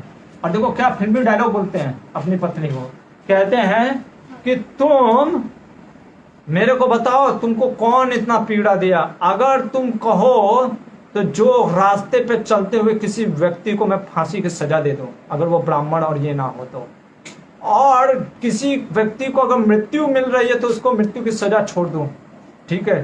तुम बोलो तुमको क्या चाहिए, मैं तुमको सारे चीज ला करके देता हूं। देखो, तो कई बार हम ऐसे अगर प्रण ले लेते हैं निर्णय करने का, डिसीजन किस आधार पे, सिर्फ इमोशनल बेस हो करके, हम देखते हैं कि डिसीजन गलत हो जाता है। और खास करके जो लीडरशिप के पोजीशन पे है, क्योंकि युधिष्ठिर महाराज राजा हैं, वो शोक और मोह में पड़े हुए हैं, इसलिए कहीं वो गलत निर्णय ना ले लें। भगवान रोकते हैं, कहते नहीं, इस तरीके से आप निर्णय नहीं ले सकते हैं, आपको समझना चाहिए, ठीक है? और फिर वो आगे बढ़ रहे होते हैं, भगवान की बात सुनते हैं, फिर भी वो कर्ण को मारने के लिए उत्तेजित रहते हैं। उसी समय व्यासदेव प्रकट होते हैं। व्यासदेव प्रकट होते, सोचो ये है व्यासदेव आप देखोगे हमेशा महाभारत के युद्ध में आते हैं। जब जब जरूरत पड़ती है वो तटस्थ होते हुए भी व्यासदेव हमेशा आते हैं और युधिष्ठिर को समझाते हैं। जब युधिष्ठिर इतना विलाप कर रहे होते, शोक में, क्रोध में, युधिष्ठिर को रोकते हैं कौन?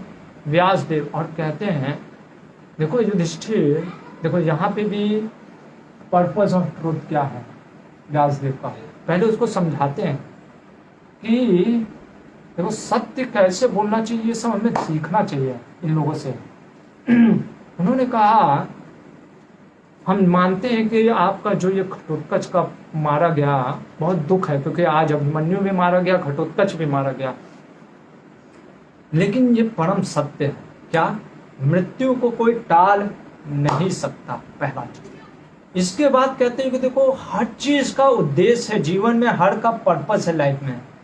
घटोत्कच ने बहुत अधर्म किया था, ठीक है, उसकी मृत्यु तो एक वीर मृत्यु हुई, एक अच्छे से मृत्यु हुई, धर्म के लिए मरा, इसके लिए उसकी गति भी अच्छी हो गई। और अगर घटोत्कच के ऊपर यह बाण नहीं चलता तो कल अर्जुन कर्ण युद्ध करते हैं, वहां पे साफ साफ व्यासदेव बोलते हैं, आप पढ़िएगा, व्यासदेव कहते हैं कि अर्जुन कर्ण को टक्कर देता, कर्ण को सारे उसके दिव्यास्त्र को हरा देता, ये कर्ण पागल होकर के फिर क्या चला देता, अमोघ शक्ति बाण। और शक्ति बाण चला देने से क्या होता, अर्जुन के ऊपर शक्ति बाण चला देने से अर्जुन की मृत्यु निश्चित थी।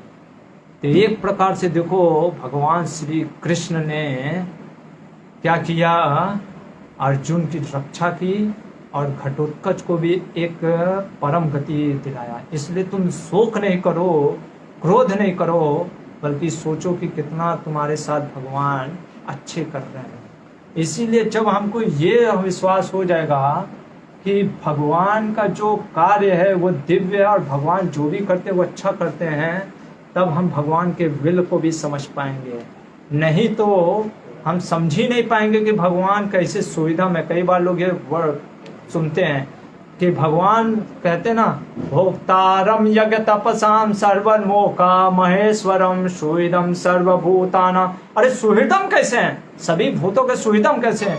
तो ये हमको समझना पड़ेगा कि भगवान जो हैं वो क्या है, सुहृदम है। कैसे? क्योंकि हमको कुछ चीजें प्लेजेंट लगता है, भगवान हमको प्लेजेंट जो अच्छा लगता है वो नहीं देते हैं, जो हमारे लिए अच्छा होता है बेनेवोलेंट वो देते हैं। जैसे कई बार सर्जरी कराना अच्छा नहीं लगता है, दर्द होता है, लेकिन आपका डॉक्टर फिर भी सर्जरी करता है क्योंकि वो आपके लिए अच्छा होता है। उसी तरीके से भगवान हमारे जीवन में कई बार ऐसे कार्य करते हैं जो कि हमारे लिए अच्छा होता है, भले ही हमको वो अच्छा नहीं लगता है। और उस चीज को समझने के लिए साधु शास्त्र और धर्म का, खास करके शास्त्रों का जो उन्होंने अध्ययन किया है, ऐसे तत्वदर्शियों की चर्चा उनसे समझना चाहिए। महाभारत के क्लासों को ध्यान से हमें समझना चाहिए। और आपके कोई भी अगर कई भी प्रश्न होते हैं, कई बार मैं नहीं उत्तर दे पाता हूँ क्योंकि आगे आने वाले प्रश्नों में रहता है, तो इसलिए, लेकिन फिर भी आपके कोई प्रश्न रहे तो आप कमेंट में डाल सकते हो।